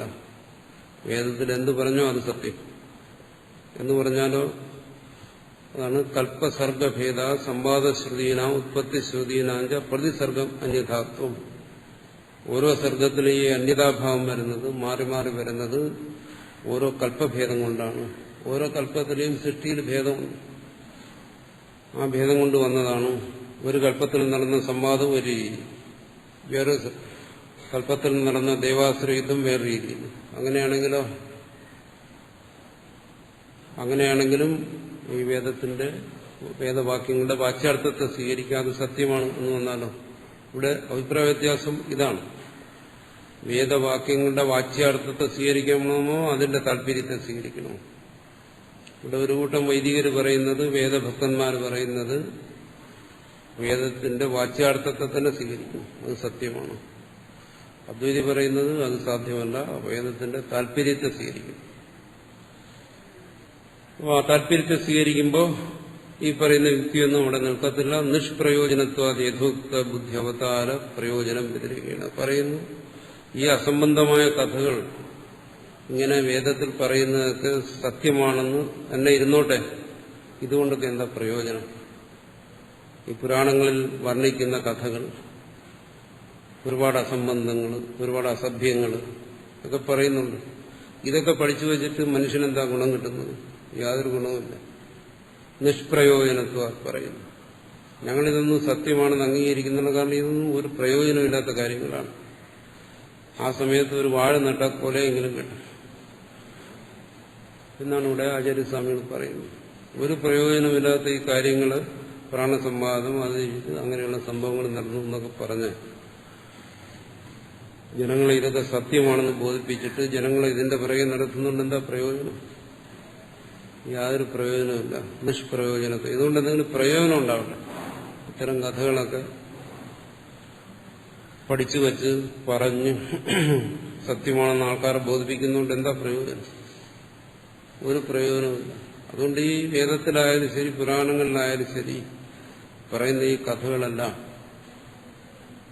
അസംബന്ധമെന്നാണ് പറയുന്നത്. അതിനോട് യാതൊരു ധാരണയ്ക്കും ഒരു അനുരഞ്ജനത്തിലൂടെ ആചാര്യൻ തയ്യാറല്ല. ഇതൊന്നും പ്രയോജനമില്ലാത്ത കാര്യങ്ങളാണ്. പ്രയോജനമില്ലാത്തതുകൊണ്ട് തന്നെ ഇതൊക്കെ അസംബന്ധമാണ്. ഇതിൽ നിന്ന് എന്തെങ്കിലും തത്വത്തെ ഗ്രഹിക്കാനുണ്ടോ? എന്തെങ്കിലും ഗുണപാഠത്തെ ഗ്രഹിക്കാൻ പറ്റുമോ? ഇതിൽ നിന്ന് എന്തെങ്കിലും ഒരു ധർമ്മബോധം ഉണ്ടാകുമോ? എങ്കിൽ ആ ഭാഗം സ്വീകരിക്കും. കഥകൾ എന്നുള്ള നിലയ്ക്ക് ഇത് വെറും കഥകളാണ്. യഥോക്ത ബുദ്ധി അവതാര പ്രയോജനം വ്യതിരേകണം. ഇതൊക്കെ പ്രയോജനമാകണമെങ്കിൽ, വേദം അർത്ഥവത്താകണമെങ്കിൽ എന്ത് ചെയ്യണം? ഇതിന്റെ താല്പര്യത്തെ തന്നെ ഗ്രഹിക്കും. ഈ പറഞ്ഞ പ്രയോജനമല്ലാതെ ഇതിന് വേറെ പ്രയോജനമൊന്നുമില്ല. ഈ പറഞ്ഞ പ്രയോജനം എന്താണ്? പരമാർത്ഥത്തെ ബോധിപ്പിക്കുക, ഈശ്വര തത്വത്തെ ബോധിപ്പിക്കുക.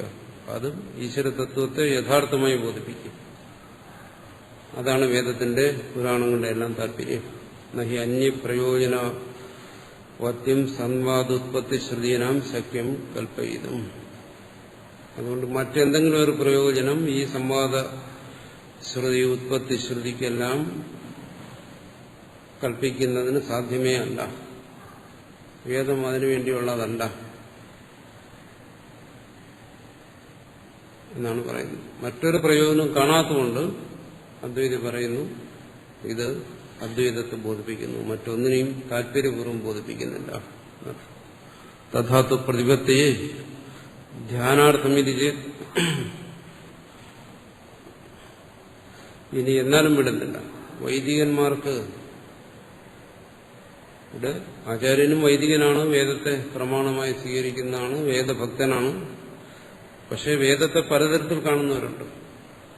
മറ്റു വൈദികന്മാരെന്താണ് ഇതിൽ പറഞ്ഞിരിക്കുന്നതിന്റെ എല്ലാം അക്ഷരാർത്ഥത്തെ എടുത്ത് അതെല്ലാം ശരിയാണെന്ന് വിശ്വസിക്കുന്നവരുണ്ട്. ഇതൊക്കെ വിശ്വാസങ്ങളാണ്.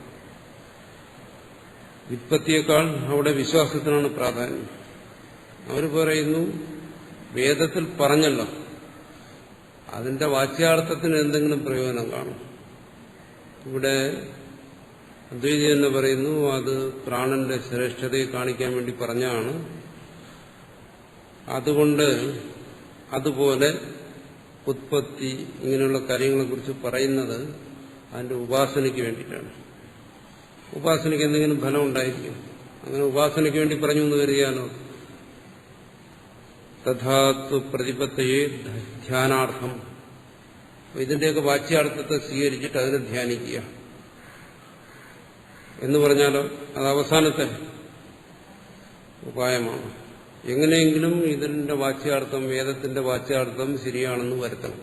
അതിനുവേണ്ടി പറയുന്ന കലഹ ഉത്പത്തി പ്രളയാനാം പ്രതിപത്തേന അനിഷ്ടത്വ പറയുന്ന ഇവിടെ എന്താണ്? പ്രാണസംവാദത്തിൽ എന്താണ്? കലഹത്തെക്കുറിച്ചാണ് പറയുന്നത്. ദേവാസുര യുദ്ധം, പിന്നെ ഇന്ദ്രിയങ്ങളുടെ കലഹം, പിന്നെ പ്രാണൻ അവസാനം എല്ലാവരെയും ജയിക്കുന്നത്. ഈ കലഹത്തെ കുറിച്ച് പറയുന്ന കാര്യങ്ങളൊക്കെ ധ്യാനിച്ചു കഴിഞ്ഞാൽ ധ്യാനിക്കുന്നവന്റെ അവസ്ഥ എന്തായിരിക്കും? അവനും കലഹത്തിലേക്ക് തന്നെ പോകും.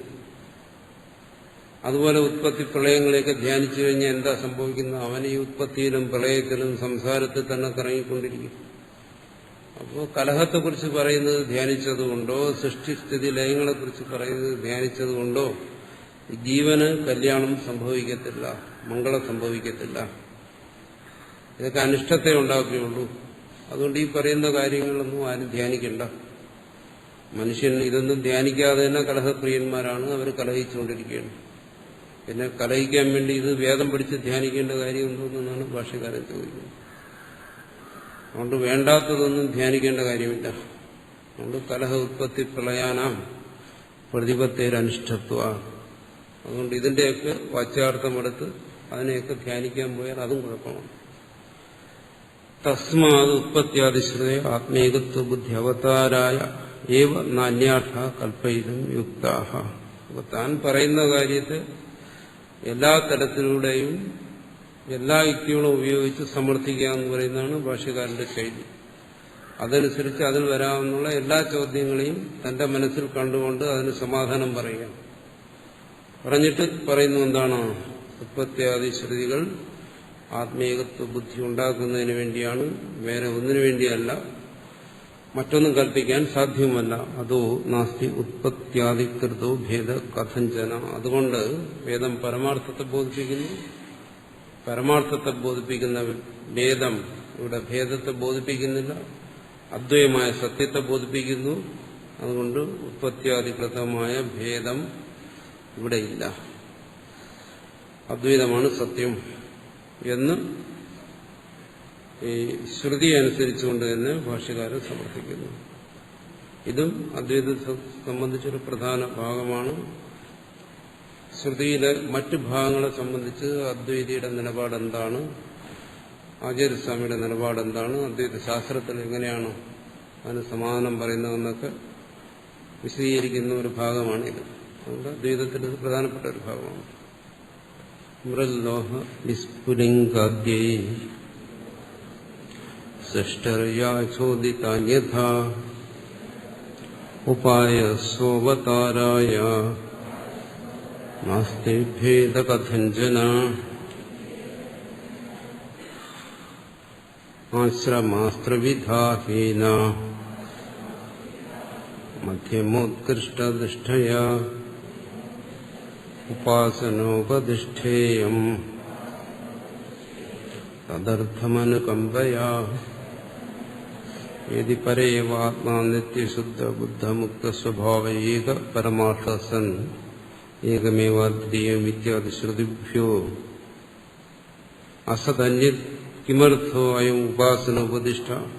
ഇപ്പൊ ഉപാസനയെക്കുറിച്ച് പരാമർശിച്ചിട്ടുള്ളൂ, ധ്യാനത്തെക്കുറിച്ചും മറ്റും. ശ്രുതി പരമാർത്ഥത്തെ ബോധിപ്പിക്കുന്നു. എങ്ങനെ? ഏകമേവാദ്വിതീയം എന്നിങ്ങനെ പരമാത്മാവിനെ നിത്യശുദ്ധ ബുദ്ധമുക്ത സ്വഭാവത്തിലുള്ള ഏകനായ പരമാത്മാവിനെ ബോധിപ്പിക്കുന്നു. അത് ശരി, അത് സമ്മതിക്കാം.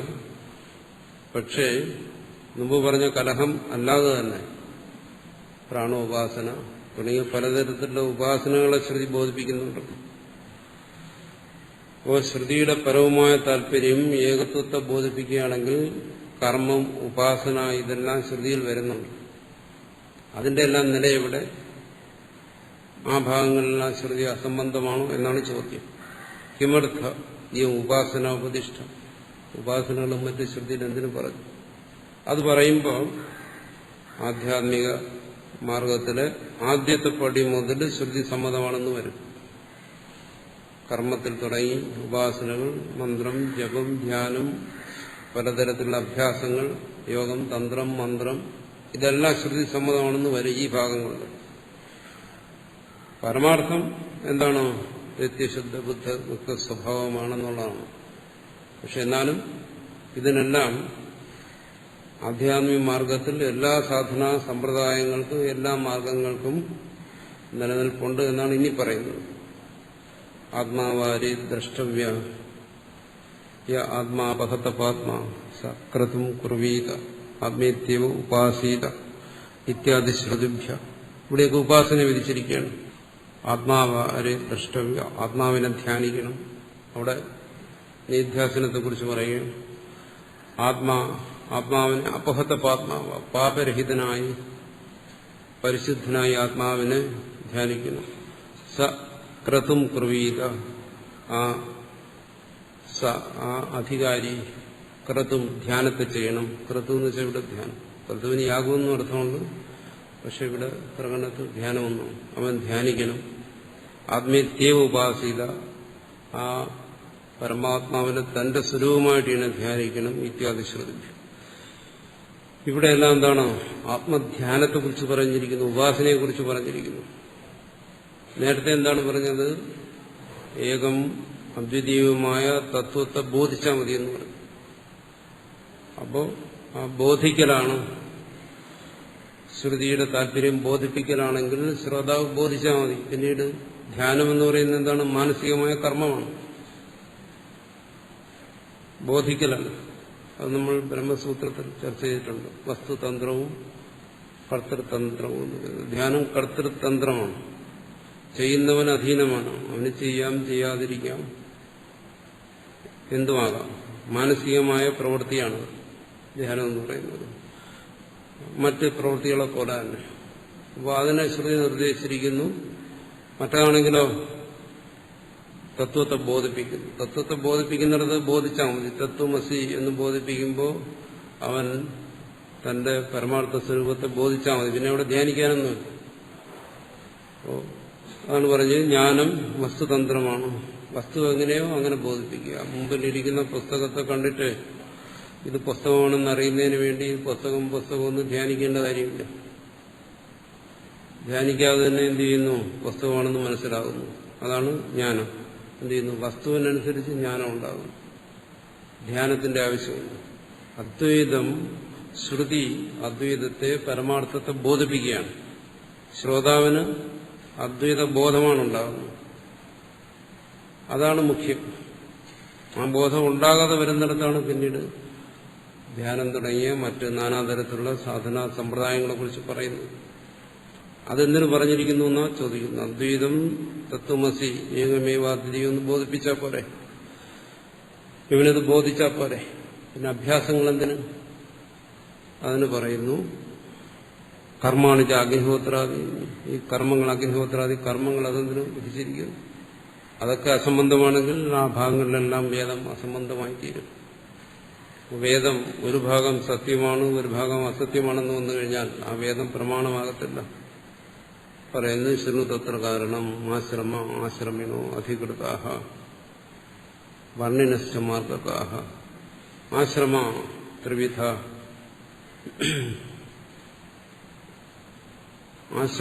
ആശ്രമികൾ. ആശ്രമി എന്ന് പറഞ്ഞാൽ ഇവിടെ ഉദ്ദേശിക്കുന്ന അധികാരികൾ, ആശ്രമനിഷ്ഠയിലിരിക്കുന്നവർ. ആശ്രമം എന്ന് പറഞ്ഞാൽ ബ്രഹ്മചര്യം, ഗാർഹസ്ഥ്യം, വാനപ്രസ്ഥം, സന്യാസം എന്ന് പറയുന്ന ആശ്രമികൾ പറയുന്നു. അധികാരികളായിട്ടുള്ളവർ എന്ന് പറയുന്നു. അവർ മൂന്ന് തരത്തിലുണ്ട്. അത് സാധാരണ നമ്മൾ പറയാറുണ്ട്. ഇവിടെ അധികാരികളെന്നർത്ഥം, ആശ്രമികളെന്ന് പറയും. ഏതാണ്? ഹീന മധ്യമ ഉത്കൃഷ്ട ദൃഷ്ടയ. ഹീനം, മധ്യമം, ഉത്കൃഷ്ടം, ഇങ്ങനെ മൂന്ന് തരത്തിൽ അധികാരികളുണ്ടെന്ന് സാധാരണ പറയുന്ന. ഉത്തമാധികാരികൾ, മധ്യമാധികാരികൾ, കനിഷ്ഠാധികാരികൾ എന്ന് സാധാരണ പറയുന്നു. മൂന്ന് തരത്തിലുള്ള അധികാരികളുണ്ട് എന്നാണ്. ആശ്രമികൾ, അധികാരികൾ. ഇവിടെ ഭാഷ്യകാരൻ തന്റേതായ ഒരു സംഭാവന കൂടെ അവിടെ ചെയ്യണം. വർണ്ണിനശ്ച മാർഗകാഹ. അധികാരികളെന്ന് പറയുമ്പോൾ അവിടെ ഒന്നുകൂടെ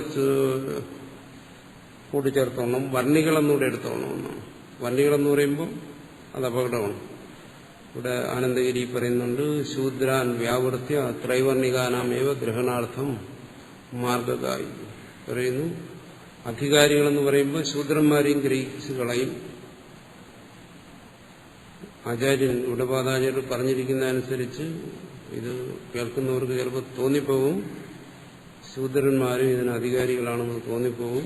അതുകൊണ്ട് അവരെ ഒഴിവാക്കാൻ വേണ്ടിയിട്ടാണ് ഭാഷ്യകാരൻ വർണ്ണികളെന്ന് പ്രത്യേകം പറഞ്ഞത്. ത്രൈവർണികന്മാർക്ക് മാത്രമേ മാർഗകാഹ എന്ന് പ്രത്യേകം പറഞ്ഞിരിക്കുന്നവരാണ് എന്നർത്ഥം. ഇങ്ങനെയുള്ള ഈ കൂട്ടിച്ചേർക്കലുകൾ, ഏച്ചുകെട്ടലുകളാണ് ഇതിൽ കുഴപ്പമുണ്ടാക്കുന്ന കാര്യങ്ങൾ. ഇത് കണ്ടാൽ പറയാതിരിക്കാനൊക്കത്തില്ല, പറഞ്ഞ ആൾക്കാർക്ക് ഇഷ്ടപ്പെടുത്തുകയില്ല. പക്ഷെ ഇവിടെ ഇത് ഇങ്ങനെ വ്യാഖ്യാനിക്കേണ്ട കാര്യമൊന്നുമില്ല. ആചാര്യൻ പറഞ്ഞിരിക്കുന്നത് അധികാരികൾ, ആശ്രമികളെന്ന് വെച്ചാൽ അധികാരികളെന്നാണ്. അവിടെ പിന്നെ ത്രൈവർണികന്മാരെ കൊണ്ടുവന്ന് ശൂദ്രനെ ഒഴിവാക്കി എന്നത് ഒരു എന്താണോ, നല്ല ബുദ്ധിയാണോ, നല്ല കാര്യമാണെന്ന് പറയാൻ പറ്റത്തില്ല. ഇത് ഇടയ്ക്കുള്ള ഏച്ചുകെട്ടലുകളാണ്. എന്നുവെച്ചാൽ ആ ഭാഷ്യകാരന്റെയും വ്യാഖ്യാതാവിന്റെയും പ്രത്യേകം താല്പര്യങ്ങളാണ്. എന്താണ് ഇതിന് പറയുന്നത്? സമുദായ സ്നേഹമെന്നാണോ, എന്താണ് പറയേണ്ടതെന്ന് അറിയത്തില്ല. ഒരു പ്രത്യേക ഒരു കൂട്ടിച്ചേർക്കണം. ഇവിടെ വർണ്ണികൾ എന്ന് പ്രത്യേകം പറയണം. അത് തന്നെ ത്രൈവർണികരെ ഇവിടെ ഉൾപ്പെടുത്താവും ഇതിന് എന്ന് പറഞ്ഞ അവിടെ അപ്പം അധികമായി ചേർത്തിരിക്കുകയാണ്. അതിനെക്കുറിച്ച് ഞാൻ പറയാൻ തുടങ്ങിയാൽ ഇവിടെ നിൽക്കത്തില്ല. അതുകൊണ്ട് അത് നിർത്തുകയാണ്. ആശ്രമ ശബ്ദസ്യ പ്രദർശനാർത്ഥത്വ വീണ്ടും പറയുകയാണ്. അത്രയും പറഞ്ഞു. ഇവിടെ ആശ്രമം എന്ന് പറയുന്ന ശബ്ദം പറഞ്ഞെങ്കിലും നിങ്ങൾ ആശ്രമം എന്നുള്ളതിൽ അർത്ഥത്തെ സങ്കോചിപ്പിക്കരുത്. അത് പ്രദർശനാർത്ഥത്വം എന്ന് വെച്ചാൽ അത് വിപുലമായ അർത്ഥത്തിൽ പറഞ്ഞിരിക്കുകയാണ്. എന്ന് പറഞ്ഞാൽ ശൂദ്രന്മാരെ ഒഴിവാക്കണം, ബ്രാഹ്മണ ക്ഷത്രിയ വൈശ്യർ, ഈ മൂന്ന് കൂട്ടർക്ക്. എന്ന് വെച്ചാൽ ഇവിടെ ബ്രാഹ്മണ ക്ഷത്രിയ വൈശ്യർ എന്ന് പറയുമ്പോൾ മൂന്ന് സമുദായങ്ങളാണ്. ഈ മൂന്ന് സമുദായങ്ങളിൽപ്പെട്ടവർക്ക് മാത്രമേ ഈ പറയുന്ന വേദവും ഇതുമെല്ലാം പാടുള്ളൂ എന്ന് പറയാൻ വേണ്ടിയിട്ടാണ് ആശ്രമമെന്ന് പറഞ്ഞെങ്കിലും ആ ഒരർത്ഥത്തിൽ ഇതിനെ സങ്കോചിപ്പിക്കരുത് എന്ന് പ്രത്യേകം ഭാഷ്യകാരൻ എടുത്തു പറയുകയാണ്. ആനന്ദഗിരി അതിനെ പിന്താങ്ങുന്നു പൂർണ്ണമായിട്ട്. ശൂദ്രാൻ വ്യാവർത്തിയാന്ന് പറഞ്ഞു. അപ്പൊ അതിന് വേറെ എന്തെങ്കിലും അർത്ഥത്തിലാണ് എന്ന് ചിലർ പറയും. എന്താണ് ശൂദ്രനെന്ന് പറഞ്ഞത്? ത്രൈവർണികൻ, ചാതുർവർണ്ണയത്തിൽ ശൂദ്രൻ എന്ന് പറഞ്ഞാൽ മോശക്കാരനാണ്, അതുകൊണ്ട് അവനെ ഒഴിവാക്കാൻ വേണ്ടി പറഞ്ഞാണ് എന്ന് പറഞ്ഞാൽ അതിന്റെ അർത്ഥം എന്താണ്? ബ്രാഹ്മണ ക്ഷത്രിയ വൈശ്യന്മാരെല്ലാം ശ്രേഷ്ഠന്മാരാണെന്ന് വരും. ബ്രാഹ്മണ ക്ഷത്രിയ വൈശ്യ സമുദായത്തിൽപ്പെട്ടവരെല്ലാം ഉത്തമന്മാരൻ, ബാക്കി ശൂദ്രൻ അധമനുമാണ്. അതുകൊണ്ടങ്ങനെ പറഞ്ഞെന്നെടുക്കാനും വഴിയില്ല. കാരണം ഇവിടെ പറയുന്ന ഈ ആശ്രമങ്ങളിൽ തന്നെ 3 പേരുണ്ടെന്നാണ്. ഉത്തമൻ, മധ്യമൻ, കനിഷ്ഠൻ എന്ന് പറയുന്നു. ഉത്തമ, അധമ, കനിഷ്ഠ ഭേദം ഈ ആശ്രമങ്ങളിൽ തന്നെയാണ്. അപ്പോൾ പിന്നെ ശൂദ്രൻ എന്ന് പറഞ്ഞ് വേർതിരിക്കുന്നത് ഗുണങ്ങൾക്കനുസരിച്ചല്ല, സമുദായം അനുസരിച്ചിട്ടാണ്. ജാതി തിരിച്ചിട്ട് വേർതിരിക്കുകയാണ്. അവരെ ഒഴിവാക്കണം. ബാക്കി ഈ 3 പേർക്ക് മാത്രമേ ഇതെല്ലാം പാടുള്ളൂ എന്ന് പറയുന്നു. അല്ലെങ്കിൽ പിന്നെ ആശ്രമത്തിൽ തന്നെ ഉത്തമ, മധ്യമ, കനിഷ്ഠ എന്നുള്ളൊരു ഭേദം പറയേണ്ട കാര്യമില്ല. അപ്പോൾ ഈ ഉത്തമ, മധ്യമ, കനിഷ്ഠ ഭേദം എല്ലാത്തിനും ഉണ്ട്. എല്ലാത്തിനും ഉണ്ടെങ്കിലും ഇവിടെ ബ്രാഹ്മണ ക്ഷത്രിയ വൈശ്യർ 3 പേർക്ക് മാത്രമേ ഇതിന് അധികാരമുള്ളൂ, ശൂദ്രന് അധികാരമില്ല എന്ന് പറയുന്നു. ശൂദ്രന് അധികാരമില്ലെങ്കിൽ ഒന്ന് ആലോചിക്കണം. ഈ പറയുന്നത് ആര്യാവർത്തത്തിൽ നിലനിന്നിരുന്ന ചാതുർവർണ്ണ വ്യവസ്ഥയിലുള്ളവരെ കുറിച്ച് പറയുകയാണ്. അത് കഴിഞ്ഞ് ഇങ്ങോട്ട് വന്നു കഴിഞ്ഞാൽ, തെക്ക് ഭാഗത്തോട്ടൊക്കെ വന്നു കഴിഞ്ഞാൽ ഈ ചാതുർവർണ്ണത്തിൽപ്പെടുന്നവരുമില്ല. ഇവിടെയുള്ളതെല്ലാം വർണ്ണബാഹ്യന്മാരാണ്. ചണ്ടാളന്മാരെന്നൊക്കെ പറയുന്ന വിഭാഗത്തിൽപ്പെടുന്നവരാണ് ഇവിടെയൊക്കെ ഉള്ളവർ. അപ്പൊ ഇവരുടെയൊക്കെ സ്ഥിതി എന്താണ്? ഇവരൊന്നും ഇത് കേൾക്കാനോ പഠിക്കാനോ പാടില്ലെന്നാണ് പറയുന്നത് എന്നാണ് ഈ പറയുന്നതിന്റെ താല്പര്യം. വർണ്ണബാഹ്യന്മാരെ ഇവിടെ പരാമർശിക്കുന്നേ എന്നുവെച്ചാൽ ഇന്നത്തെ സ്വാമിമാരുടെ കാര്യമൊന്നും ഇവിടെ പറയുന്നില്ല. ഇത് പറയുന്നതെല്ലാം ചാതുർവർണ്ണത്തിൽപ്പെട്ടവരുടെ കാര്യമാണ്. അത് ആര്യാവർത്തത്തിലുള്ളൂ. അത് എവിടെയാണുള്ളതെന്നൊക്കെ പറയുന്നത് ആ ഒരു ഭാഗത്തേ ഉള്ളൂ. അപ്പൊ അത് ഇവിടെ ആവശ്യമില്ലാത്തൊരു കാര്യം ഇവിടെ ഏച്ചു കിട്ടിയതാണ്. അപ്പൊ ചിലർ പറയുന്നത് വേറെ ആരോ ഇതിന്റെ ഇടയ്ക്ക് എഴുതി ചേർത്താണെന്ന്. ആരെഴുതി ചേർത്ത് അവരെ കുറിച്ചാണ് പറയുന്നത്. ആരെഴുതി ചേർത്തെന്ന് നമുക്കറിയത്തില്ല. പക്ഷെ ഇങ്ങനെ പറഞ്ഞിരിക്കും. അപ്പോ ഭാഷ്യത്തിനും ആനന്ദഗിരി വ്യാഖ്യാനത്തിനും ഇനി അതിന് വരുന്ന വ്യാഖ്യാനത്തിനും ഇതിനകത്ത് 3-4 വ്യാഖ്യാനങ്ങളുണ്ട്. ഈ വ്യാഖ്യാനങ്ങളെല്ലാം ഒരുപോലെ എഴുതി ചേർത്ത മിടുക്കൻ ആരായാലും ശരി, അയാളെക്കുറിച്ചാണ് ഞാൻ പറയുന്നത്. പ്രത്യേകിച്ച് ഇത് പറയാതിരിക്കുന്നത് ശരിയല്ല. കാരണം ഇതാണ് ഇവിടെ എല്ലാ കുഴപ്പങ്ങളും ഉണ്ടാക്കിയത്. അതുകൊണ്ടിത് പറയാതിരിക്കാൻ പറ്റത്തില്ല. അവിടെ കാരികയിൽ ആചാര്യൻ ആശ്രമമെന്ന് മാത്രമേ പറഞ്ഞിട്ടുള്ളൂ. അതിന് ഇത്രയും ദുർവ്യാഖ്യാനം ചെയ്ത് അതിനൊരു വളരെ സങ്കുചിതമായ ഒരു അർത്ഥത്തെ എടുത്തപ്പോൾ അത് പരാമർശിക്കാതിരിക്കുന്നത് ശരിയാണ്. അതുകൊണ്ട് ആർക്കാണ് ലാഭം, ആർക്കാണ് നഷ്ടം, അതൊക്കെ ചിന്തിക്കേണ്ട കാര്യമാണ്. എന്തായാലും അതിൽ പറഞ്ഞിരിക്കുന്നതനുസരിച്ച് എന്താണ്, കാരികി പറഞ്ഞിരിക്കുന്നതനുസരിച്ച് ആശ്രമങ്ങളിൽ തന്നെ ഉത്തമ അധമ മധ്യമന്മാരുണ്ട്. അപ്പോൾ അധമന്മാർക്ക് വേണ്ടി ശൂദ്രന്റെ അടുത്തോ ചണ്ടാളന്റെ അടുത്തോ ഒന്നും പോകേണ്ട കാര്യമില്ല. അത് ഇവരിൽ തന്നെയുണ്ട്. ബ്രാഹ്മണ ക്ഷത്രിയ വൈശ്യരിൽ തന്നെയുണ്ട്. ഭാഷ്യകാരൻ പറയുന്നതനുസരിച്ചാണെങ്കിലും അധമന്മാരുണ്ട് എന്നാണ്. പിന്നെ ഇതിനാ അതിന് പുറത്തു പോകുന്നു. ഹീന നികൃഷ്ടാഹ മധ്യമ ഉത്കൃഷ്ടാച ദർശന സാമർഥ്യം യേഷാംതേ മന്ദ മധ്യമ ഉത്തമ ബുദ്ധി സാമർഥ്യ ഉപേത. ഇവിടെ പറഞ്ഞിരിക്കുന്നത് എന്താണ്? ഹീനം മധ്യമം ഉത്കൃഷ്ടം. അപ്പോൾ അതിന്റെ ഒന്നും വാച്യാർത്ഥത്തെ എടുക്കരുത്. ഇവിടെ ഹീനം മധ്യമം ഉത്കൃഷ്ടം എന്ന് പറയുന്നത് ദർശന സാമർഥ്യമാണ്. അവിടെ പറയുന്നത് ബുദ്ധി സാമർഥ്യം, അവരുടെ ഗ്രഹണ സാമർഥ്യം. ആ ഗ്രഹണ സാമർഥ്യത്തിൽ ഉത്കൃഷ്ടതയുണ്ട്. അത് മനുഷ്യരെല്ലാം കാണുന്നു. അതേതെങ്കിലും ഒരു പ്രത്യേക സമുദായത്തിന്റെ ഇതല്ല. ഇവിടെ തന്നെ ഈ വ്യാഖ്യാനിക്കുന്നതിന് എതിരായ കാര്യമാണ് മുമ്പ് പറഞ്ഞിരിക്കുന്നത്. ഉത്തമ മധ്യമ അധമ ഭേദം എന്ന് പറയുന്നത് ഇവിടെ പറയുന്നത് ബുദ്ധി സാമർഥ്യമാണ്.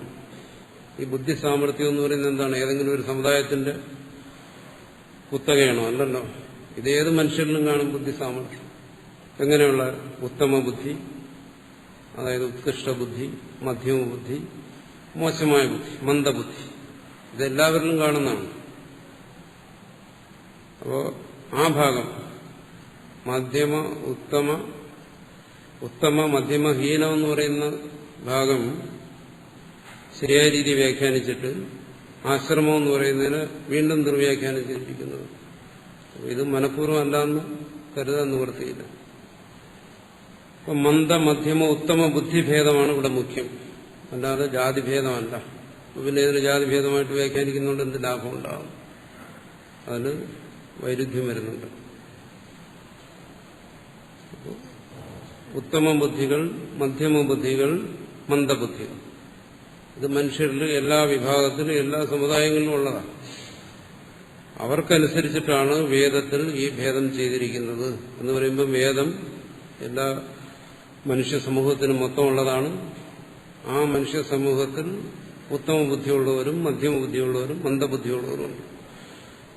അവർക്ക് വേണ്ടിയുള്ള ഉപാസനാ ക്രമങ്ങളെ, ആരാധനാ സമ്പ്രദായങ്ങളെ, ആധ്യാത്മിക സാധനങ്ങളെ വേദം നിർദ്ദേശിച്ചിരിക്കുന്നു എന്ന് പറയുമ്പോൾ അവിടെ കാര്യം സ്പഷ്ടമാണ്. അതിനു വേണ്ടിയിട്ടിങ്ങനെ ജാതീയമായി വ്യാഖ്യാനിക്കേണ്ട കാര്യം ഇവിടെ ഇല്ല. ഇവിടെ അങ്ങനെയാണ് ചെയ്തിരിക്കുന്നത്. മന്ദ മധ്യമ ഉത്തമ ബുദ്ധി സാമർഥ്യ ഉപേതായിത്യർത്ഥ ഉപാസന ഉപദിഷ്ടായം.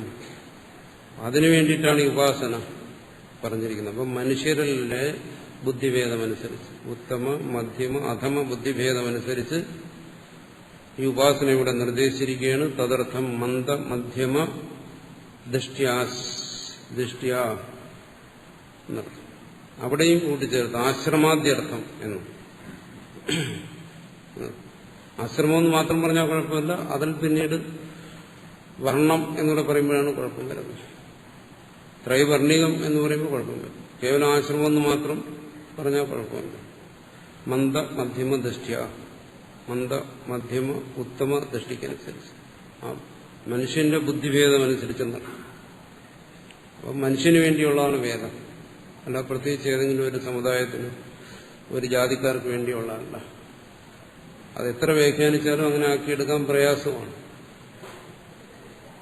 അതുപോലെ കർമ്മമാണ്, ഈ കർമ്മങ്ങളും വൈദികമായ കർമ്മങ്ങളും അതിനു വേണ്ടിയിട്ടാണ്. കർമ്മങ്ങളും അതിനു വേണ്ടിയിട്ടാണ്. അതാണ് ഉപാസന ഉപദിഷ്ടയും തദർത്ഥം മന്ദ മധ്യമ ദൃഷ്ടി ആശ്രമാദ്യർത്ഥം. കർമാണിച്ച, കർമ്മങ്ങളും അതുമാണ്. എന്നുവെച്ചാൽ ആത്മ ഏക ഏവ അദ്വിതീയ നിശ്ചിതവും ഉത്തമദൃഷ്ടിയർത്ഥം ദയാലുന വേദേന അനുകമ്പയ സന്മാർഗക സന്ത കഥം ഇമാം ഉത്തമാം ഏകത്വദൃഷ്ടിയും പ്രാപ്നുവ്യം. പറയുന്നു, ഉത്തമ ബുദ്ധികൾക്ക് ആത്മതത്വത്തെ നേട്ടുപദേശിക്കുന്നു. പക്ഷെ എന്താണ്, മന്ദ മധ്യമ ദൃഷ്ടി, മന്ദവും മധ്യവുമായിട്ടുള്ള ദൃഷ്ടികൾക്ക് വേണ്ടി, അവർക്ക് വേണ്ടിയിട്ടാണ് കർമ്മങ്ങളും ഉപാസനകളും നിർദ്ദേശിച്ചിരിക്കുന്നത്. എങ്ങനെ ആത്മാ ഏകൈവ അദ്വിതീയ എന്നുള്ള ഈ തത്വം എങ്ങനെ അവർ മനസ്സിലാക്കും, ഈ തത്വത്തെ എങ്ങനെ അവർക്ക് ബോധിക്കാൻ കഴിയും? അതിനു വേണ്ടിയിട്ട് ദയാലുന വേദേന, ദയാലുവായ വേദം അനുകമ്പയോടുകൂടി ഇവർ സന്മാർഗികളായി ഇവരെങ്ങനെ കഥം ഇമാം ഉത്തമാം ഏകത്വദൃഷ്ടിയും പ്രാപ്നിയും, ഈ മന്ദ മധ്യമ ദൃഷ്ടികൾ ഉത്തമമായ ഏകത്വദൃഷ്ടിയെ എങ്ങനെ പ്രാപിക്കും എന്ന് ചിന്തിച്ചുകൊണ്ട് വേദം അവർക്ക് വേണ്ടി ഉപാസനകളെയും കർമ്മങ്ങളെയും വിധിച്ചിരിക്കുന്നു. അതിൽ തന്നെ എന്താണ്, മന്ദദൃഷ്ടികൾക്ക് വേണ്ടി കർമ്മങ്ങൾ, മധ്യമ ദൃഷ്ടികൾക്ക് വേണ്ടി ഉപാസന, ഉത്തമ ദൃഷ്ടിക്ക് വേണ്ടിയിട്ട് തത്വജ്ഞാനം. അതാണ് വേദം നിർദ്ദേശിച്ചിരിക്കുന്നതെന്നാണ് ഭാഷ്യകാരൻ പറയുന്നത്. ആ പറയുന്നിടത്ത് അവിടെ എന്താണ്, സർവ മനുഷ്യരെയും ഉൾക്കൊള്ളും, മനുഷ്യരാശിയെ കണ്ടുകൊണ്ട് പറയുന്നു. മനുഷ്യരിൽ ഈ മൂന്ന് ഭേദം ഉള്ളത് തന്നെയാണ്. അതിനെ നമുക്ക് വേണമെങ്കിൽ മനുഷ്യന്റെ ജാതി എന്ന് പറയാം. എന്താണ്, ഉത്തമ ബുദ്ധിയുള്ളത് ഒരു ജാതി, മധ്യമ ബുദ്ധിയുള്ളത് മറ്റൊരു ജാതി, അധമ ബുദ്ധിയുള്ളത് വേറൊരു ജാതി. അങ്ങനെ മൂന്ന് ജാതി. ഇവരെ നമുക്ക് വേണമെങ്കിൽ ത്രൈവർണികന്മാരെന്ന് വിളിക്കാം, മൂന്ന് വർണ്ണത്തിൽപ്പെട്ട മനുഷ്യർ. അവരിൽ എന്താണ്, ആ ഉത്തമ ബുദ്ധിയുള്ളവർക്ക് വേണ്ടി തത്വജ്ഞാനത്തെ ഉപദേശിച്ചു, മധ്യമ ബുദ്ധിയുള്ളവർക്ക് വേണ്ടി ഉപാസനകളെ നിർദ്ദേശിച്ചു, മന്ദബുദ്ധികൾക്ക് വേണ്ടിയിട്ട് കർമ്മത്തെ നിർദ്ദേശിച്ചിരിക്കുന്നു എന്ന് പറയാം. ചാതുർവർണ്ണയത്തെ കൊണ്ടുവരുമ്പോൾ അത് തകരാറാവും. ഉത്തമ ബുദ്ധിക്ക് മാത്രമേ ഇത് സാധ്യമാകുന്നു. എന്തുകൊണ്ട് പറഞ്ഞു? അതിനെന്തെങ്കിലും പക്ഷപാതമുണ്ടോ വേദത്തിന്? അതല്ല. എന്തുകൊണ്ട്? എൻ മനസ്സാന മനതേ ഏനാഹുർ മനോമതം തദേവ ബ്രഹ്മത്വം വിദ്ധി നേദം ഇദിതം ഉപാസനേ തത്വമസി ആത്മേവേദം സർവം ഇത്യാദിശു. ഉത്തമ ബുദ്ധികൾക്ക് വേണ്ടി തത്വത്തെ പറഞ്ഞു. എന്തുകൊണ്ടാണ്? അത് മനസ്സുകൊണ്ട് മനനം ചെയ്യാൻ കഴിയുന്നതല്ല, അത് മനസ്സിനെ മനനം ചെയ്യുന്നതാണ്. അതാണ് പരബ്രഹ്മം, അതാണ് നീ, അല്ലാതെ നീ ഉപാസിക്കുന്ന ഒന്നുമല്ല, നിന്നിൽ നിന്ന് അന്യമായി കണ്ടുകൊണ്ട് ഉപാസിക്കുന്ന ഒന്നുമല്ല നിന്റെ സ്വരൂപം എന്നെല്ലാം ശ്രുതി ബോധിപ്പിക്കുന്ന. എന്തുകൊണ്ട്? ഈ പറയുന്ന തത്വത്തെ ഉത്തമമായ ബുദ്ധി ഉള്ളവനെ, ഉത്തമ ബുദ്ധി എന്ന് പറഞ്ഞാൽ ഇവിടെ ഉദ്ദേശിക്കുന്നത് എന്താണ്? സംസ്കരിക്കപ്പെട്ട ബുദ്ധി, ശുദ്ധിയുള്ള ബുദ്ധി, ഏകാഗ്രമായ ബുദ്ധി, അതിനാണ് ഉത്തമ ബുദ്ധി എന്ന് പറയുന്നത്. ഏകാഗ്രവും ശുദ്ധവുമായ ബുദ്ധി, അതുകൊണ്ടാണ് ഈ തത്വത്തെ ഗ്രഹിക്കേണ്ടത്. അത് ശ്രുതി എന്ന് പറയുന്നു. അല്ലാതെ മന്ദബുദ്ധി കൊണ്ടൊന്നും ഇത് ഗ്രഹിക്കാൻ പറ്റത്തില്ല. അതുകൊണ്ട് വേദം പൂർണ്ണമായും സാർത്ഥകമാണ്. കർമ്മപരമായ ഭാഗങ്ങളും ഉപാസനാപരമായ ഭാഗങ്ങളും തത്വത്തെ പ്രതിപാദിക്കുന്ന ഭാഗങ്ങളും ഒരുപോലെ സാർത്ഥകമാണ്. അപ്പോൾ വേദത്തിൽ ഒരു അർത്ഥത്തെയും നിഷേധിക്കാനില്ല. അപ്പോൾ രണ്ട് രീതിയിൽ വേദത്തെ ഗ്രഹിക്കണം. ഒന്നെന്താണ്? വേദത്തിന്റെ വാച്യാർത്ഥത്തെ എടുക്കാതെ വേദത്തിന്റെ താത്പര്യങ്ങളെ എടുക്കണം. അതാണ് ഒന്ന്. വേദ താത്പര്യത്തെ മനസ്സിലാക്കുമ്പോൾ വേദം പൂർണ്ണമായും സത്യമാണ്. വേദം സത്യത്തെ, പരമാർത്ഥത്തെ മാത്രമേ ബോധിപ്പിക്കുന്നുള്ളൂ. മറ്റൊന്നെന്താണ്? ഉപദേശങ്ങൾ എല്ലാം അധികാരിഭേദമനുസരിച്ചാണ്. ഉത്തമ ബുദ്ധികൾക്ക് വേണ്ടി പരമാർത്ഥത്തെ ബോധിപ്പിക്കുന്നു. മധ്യമ ബുദ്ധികൾക്ക് വേണ്ടി ഉപാസന ധ്യാന രീതികളെ ബോധിപ്പിക്കുന്നു. ധ്യാനം നമ്മൾ ധരിച്ചിരിക്കുന്നത് ധ്യാനം ഉത്തമന്മാർക്ക് വേണ്ടിയിട്ടാണ്, അല്ല മധ്യമന്മാർക്ക് വേണ്ടിയിട്ടാണ്. കാരണം ധ്യാനവും മാനസിക യത്നമാണ്. അതുകൊണ്ടത് മധ്യ നിലവാരത്തിലുള്ളവർക്ക് വേണ്ടിയിട്ടാണ് ധ്യാനം പറഞ്ഞിരിക്കുന്നത്. കർമ്മങ്ങൾ മന്ദബുദ്ധികൾക്ക് വേണ്ടിയിട്ട്. അപ്പോൾ ആ രീതിയിൽ അധികാരി ഭേദമനുസരിച്ച് ചിന്തിച്ചാലും വേദം പൂർണ്ണമാണ്. വേദത്തിൽ അസത്യവചനങ്ങളില്ല. വേദം പരമാർത്ഥമാണ്, വേദം സത്യമാണ്. അല്ലെങ്കിൽ വേദത്തിന്റെ താല്പര്യത്തെ എടുത്താൽ ഇത് രണ്ടുമല്ലാതെ നമ്മൾ വേദത്തെ മനസ്സിലാക്കാൻ പോയാൽ വേദത്തിൽ ഒരുപാട് അസംബന്ധങ്ങളുണ്ടെന്ന് പറയേണ്ടി വരും. കാരണം നേരത്തെ പറഞ്ഞതുപോലെയുള്ള ഒരുപാട് പൊട്ടക്കഥകളെല്ലാം വേദത്തിൽ പറയുന്നുണ്ട്. ഇതൊക്കെയാണോ വേദം? പലരും അങ്ങനെ വേദത്തെ വ്യാഖ്യാനിച്ചിട്ടുണ്ട്, പ്രത്യേകിച്ച് സായിപ്പന്മാരെല്ലാം. പലരും വേദത്തെ വ്യാഖ്യാനിച്ചിട്ട് പറഞ്ഞിട്ടുണ്ട് ഇതെന്താണ്, ഇതിൽ ഇന്ദ്രന്റെയും ചന്ദ്രന്റെയും ഒക്കെ കഥകളും ദശിക്കളും മറ്റും തമ്മിലടിക്കുന്നതും വഴക്ക് കൂടുന്നതും എന്താണ് മഴയും അഗ്നിയൊക്കെ ഭയന്നുള്ള സ്തുതികളും ഇതൊക്കെയല്ലേ വേദത്തിലുണ്ട്. ഈ വേദത്തിൽ എന്താ സത്യമുള്ളത്? വേദാസംബന്ധമുള്ളത് അല്ലേ എന്നെല്ലാം പറയുന്നുണ്ട്. അവരെല്ലാം പറയുന്നത് എങ്ങനെയാണ് അവർ പറയുന്നത്? പ്രധാനമായിട്ടും വേദത്തിന്റെ വാച്യാർത്ഥത്തെ മനസ്സിലാക്കിയിട്ടാണ് പറയുന്നത്. വാച്യാർത്ഥത്തെ മനസ്സിലാക്കിയിട്ട് അങ്ങനെ വേദത്തെക്കുറിച്ച് പറയുകയാണെങ്കിൽ മനുഷ്യൻ അവന്റെ വ്യവഹാരത്തിന് ഉപയോഗിക്കുന്ന ഈ ഭാഷ മുഴുവൻ അസംബന്ധമാണ്. കാരണം അതിൽ പറയുന്ന വാച്യാർത്ഥങ്ങളുടെ മുഴുവൻ അസംബന്ധമാണ്, വേദത്തിന് മാത്രമാണ്. അതാണ് നേരത്തെ ഉദാഹരണം പറഞ്ഞത്. ഓദനം പചതി എന്ന് പറഞ്ഞ അസംബന്ധമാണ്. പക്ഷെ നമ്മൾ അതിന്റെ താല്പര്യത്തെ ഗ്രഹിക്കുമ്പോൾ അത് ശരിയാകും. അതുകൊണ്ട് വേദത്തെ മറ്റ് ഗ്രന്ഥങ്ങൾ പഠിക്കുന്നത് പോലെ വേദത്തെ പഠിച്ച് അതിന്റെ വാച്യാർത്ഥത്തെ എടുത്തിട്ട് വേദം അസംബന്ധമാണെന്ന് പറയുന്നത് എളുപ്പമാണ്. പക്ഷെ അതല്ല, വേദം പരവുമായ താല്പര്യത്തെ ബോധിപ്പിക്കുന്നുണ്ട്. വാച്യാർത്ഥത്തെ എടുത്തു കഴിഞ്ഞാൽ ഇത് പരസ്പര വിരുദ്ധമായ കാര്യങ്ങളാണ് ബോധിക്കുന്നത്. അതുകൊണ്ട് ആ വാച്യാർത്ഥത്തെ തള്ളിക്കളയുക, അതാണ് ഇവിടെ പറയുന്നത്. അതുകൊണ്ട് വേദത്തെ മനസ്സിലാക്കണമെങ്കിൽ ഒന്നുകിൽ അതിന്റെ താല്പര്യത്തെ എടുക്കുക. ഇതാണ് വേറെ രീതിയിൽ അദ്വൈതികൾ പറയുന്നത്. എന്താണ്? വേദത്തിന്റെ ലക്ഷ്യാർത്ഥത്തെ എടുക്കണം, വാച്യാർത്ഥത്തെ എടുക്കരുത് എന്ന് പറയുന്നു. അതുകൊണ്ട് ഈ തത്വത്തെ, ഈ സമ്പ്രദായത്തെ ഗ്രഹിക്കുന്നതിനും നിലനിർത്തുന്നതിനും വേദത്തിന്റെ രക്ഷ, വേദരക്ഷ അത് ആവശ്യമാണ്. വേദത്തെ നിലനിർത്തണം, വേദത്തെ രക്ഷിക്കണം. അതിനിങ്ങനെയുള്ള സങ്കുചിതമായ വ്യാഖ്യാനങ്ങളെല്ലാം കളഞ്ഞിട്ട് അത് മനുഷ്യരാശിക്ക് വേണ്ടിയിട്ട് അത് നിലനിർത്തണം. വേദത്തിൽ നിന്ന് മാത്രമേ, വേദം മാത്രമാണ് ഈ സത്യത്തെ വെളിപ്പെടുത്തിയിട്ടുള്ളത് എന്നാണ് ഇവിടെ പറയുന്നതിന്റെ താല്പര്യം. ആശ്രമാസ്ത്രവിധാഹീന മധ്യമോത്കൃഷ്ടദൃഷ്ടയാ ഉപാസനോപതിഷ്ഠേയം തദർത്ഥമനുകമ്പയാ സ്വസിദ്ധാന്തവ്യവസ്ഥാസു വൈദ്യനോ നിശ്ചിതാദൃഢം പരസ്പരം വിരുദ്ധ്യന്തേ തൈരയം ന വിരുദ്ധ്യതേ. ശാസ്ത്രോപത്തിഭ്യാം അവധാരിതത്വാത് അദ്വയ ആത്മദർശനം സമ്യക് ദർശനം, തദ്ബാഹ്യത്വാത് മിഥ്യാദർശനം അന്യത്. രണ്ടു തരത്തിലുള്ള തത്വജ്ഞാനത്തെക്കുറിച്ച് പറയും. ഒന്ന് യഥാർത്ഥമായ ജ്ഞാനം, മറ്റൊന്ന് മിഥ്യാജ്ഞാനം. അപ്പോൾ ഇവിടെ ശാസ്ത്ര പ്രമാണത്തിലൂടെ ശാസ്ത്രത്തെ തന്നെ ചിന്തിച്ചുകൊണ്ട് അതിനനുസരിച്ചുള്ള ഉപപത്തി യുക്തി കൊണ്ടും ഇവിടെ നിർദ്ധാരണം ചെയ്തു. എന്താണ്? അദ്വയ ആത്മദർശനം, സമ്യക് ദർശനം, അദ്വയമായ ആത്മദർശനം. അതാണ് സമ്യക്കായിട്ടുള്ളത്. ഇവിടെ ഭാഷ്യകാരൻ അവതരിപ്പിക്കുന്ന രീതിയിൽ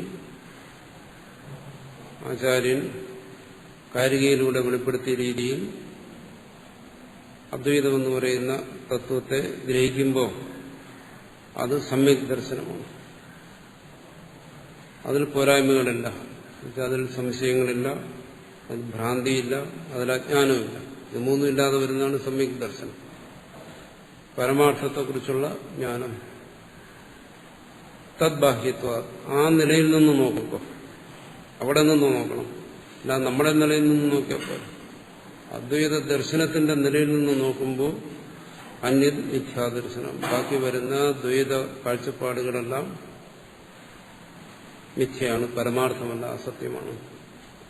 കാരണം മിഥ്യ സത്യം എന്ന് വേർതിരിക്കുന്നത് ഒരിക്കലും നമ്മുടെ ബുദ്ധിയുടെ നിലയിൽ നിന്നുകൊണ്ടല്ല. നമ്മുടെ ബുദ്ധിയുടെ നിലയിൽ നിന്നുകൊണ്ട് വേണമെങ്കിൽ എല്ലാം സത്യമെന്ന് നമുക്ക് സമർത്ഥിക്കാം, അല്ലെങ്കിൽ എല്ലാം മിഥ്യയെന്ന് സമർത്ഥിക്കാം. അതെല്ലാം ബുദ്ധി വൈഭവം അനുസരിച്ചിട്ടാണ്. ഓരോരുത്തരുടെയും ബൗദ്ധിക ശേഷി അനുസരിച്ച് ഏതിനെയും നമുക്ക് സമർത്ഥിക്കാനോ നിഷേധിക്കാനോ കഴിയും. ബുദ്ധിയിൽ ഏറ്റക്കുറച്ചിലുള്ള രണ്ടുപേരും തമ്മിൽ ഇതിനെ സമർത്ഥിക്കാൻ ശ്രമിച്ചാലോ അവരുടെ ബുദ്ധിശേഷി അനുസരിച്ച് ഒരാൾക്ക് അദ്വൈതത്തെ സമർത്ഥിക്കാം, വേറൊരാൾക്ക് ദ്വൈതത്തെ സമർത്ഥിക്കാം. എന്തുകൊണ്ട്? അത് മനുഷ്യബുദ്ധി ആശ്രയിച്ചാണ് ഈ സമർത്ഥനവും നിഷേധനവും നിലനിൽക്കുന്നത്. ഇവിടെ അദ്വൈതത്തെ കുറിച്ചുള്ള അദ്വൈതത്തെ സമ്യക് ദർശനം എന്ന് പറയുന്നത് നമ്മുടെ ബുദ്ധിയുടെ നിലയിൽ നിന്നുള്ള വാദപ്രതിവാദങ്ങളിലൂടെ ഉയർത്തിരിഞ്ഞു വരുന്ന ഒരു സമ്യക് ദർശനം എന്നുള്ളതിനേക്കല്ല, മറിച്ച് പരമാർത്ഥത്തിൽ നിന്നുകൊണ്ട് പറയുകയാണ്. ശ്രുതിയുടെ പരമമായ താല്പര്യം പരമാർത്ഥമാണ്, സത്യമാണ്. ആ സത്യത്തിന്റെ നിലയിൽ നിന്ന് നോക്കുമ്പോൾ അവിടെ പിന്നെ വാദപ്രതിവാദങ്ങളുടെ അടിസ്ഥാനത്തിലാണ്. അവിടെ വെളിപ്പെടുന്ന സത്യം അത് സമ്യക് ദർശനമാണ്. അതിന് താഴോട്ട് വരുമ്പോൾ ബാക്കിയുള്ളതെല്ലാം മിഥ്യാദർശനങ്ങളാണ്. അതുമായി താരതമ്യപ്പെടുത്തുന്നു. അതാണ് ഇവിടെ പറയുന്നത്. ഇതശ്ച മിഥ്യാദർശനം ദ്വൈതിനാം രാഗദ്വേഷാദി ദോഷാസ്പദത്വ. ദ്വൈതികളുടെ ദർശനങ്ങളെല്ലാം മിഥ്യാദർശനങ്ങളാണ്. എന്തുകൊണ്ട്? രാഗദ്വേഷാദി ദോഷാസ്പദത്വം. അത് മുഖ്യമായൊരു കാര്യമാണ്. രാഗദ്വേഷാദികളോടുകൂടി നമ്മൾ ചർച്ച ചെയ്യുമ്പോൾ, സമർത്ഥിക്കുമ്പോൾ, നമ്മൾ അവിടെ സിദ്ധാന്തിക്കുന്ന ഏത് തത്വമായാലും ശരി അത് അസത്യമായിരിക്കും. ഒരുവന്റെ ദർശനം അസത്യമാണെന്ന് പറയുന്നതിന് കാരണം എന്താണ് പറയുന്നത്? രാഗദ്വേഷാദികൾ, രാഗദ്വേഷാദി ദോഷങ്ങൾ. രാഗദ്വേഷാദി ദോഷങ്ങളോടുകൂടി നിങ്ങൾ എന്ത് സമർത്ഥിക്കാൻ പോയാലും ശരി അത് സത്യമാകത്തില്ല. അത് നിങ്ങൾ ദ്വൈതത്തെ സമർത്ഥിച്ചാലും ശരി, അദ്വൈതത്തെ സമർത്ഥിച്ചാലും ശരി. ആ രാഗദ്വേഷാദികളെന്ന് പറയുന്നത് എന്താണ്? സ്വസിദ്ധാന്തത്തോടുള്ള പക്ഷപാതം,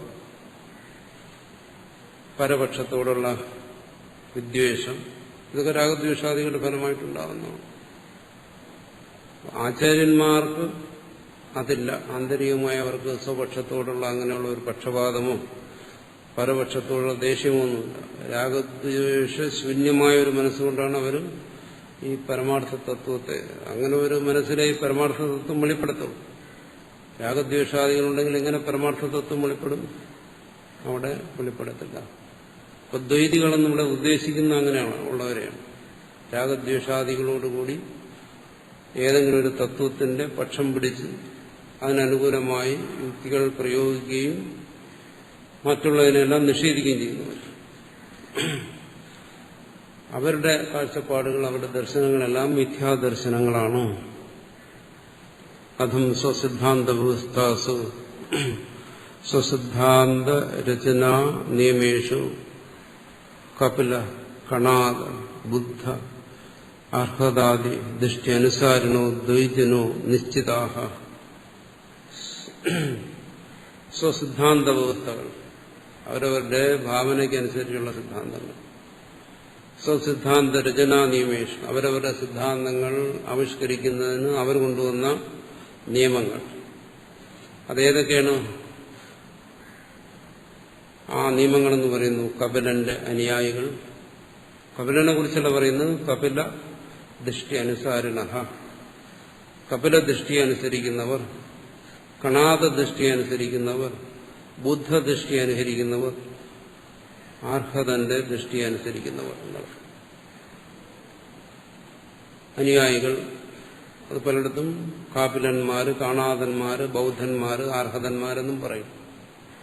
ഇവിടെ അവരുടെ സിദ്ധാന്തങ്ങളെ, അവരുടെ കാഴ്ചപ്പാടിനെ അനുസരിക്കുന്നവർ ദ്വൈതികളെന്നാണ് പറഞ്ഞിരിക്കുന്നത്, നിശ്ചിതന്മാർ. എന്നൊരു ഇവിടെ ഒരു പ്രധാനമായ കാര്യം മനസ്സിലാക്കേണ്ടത്, കപിലൻ, കണാദൻ, ബുദ്ധൻ, ആർഹതൻ തുടങ്ങിയവരുടെ ദർശനങ്ങളെ ദ്വൈതമായി ഗ്രഹിച്ചുകൊണ്ട് അതിനെ പിന്തുടരുന്നവരെയാണ് ഇവിടെ ഉദ്ദേശിക്കുന്നത്.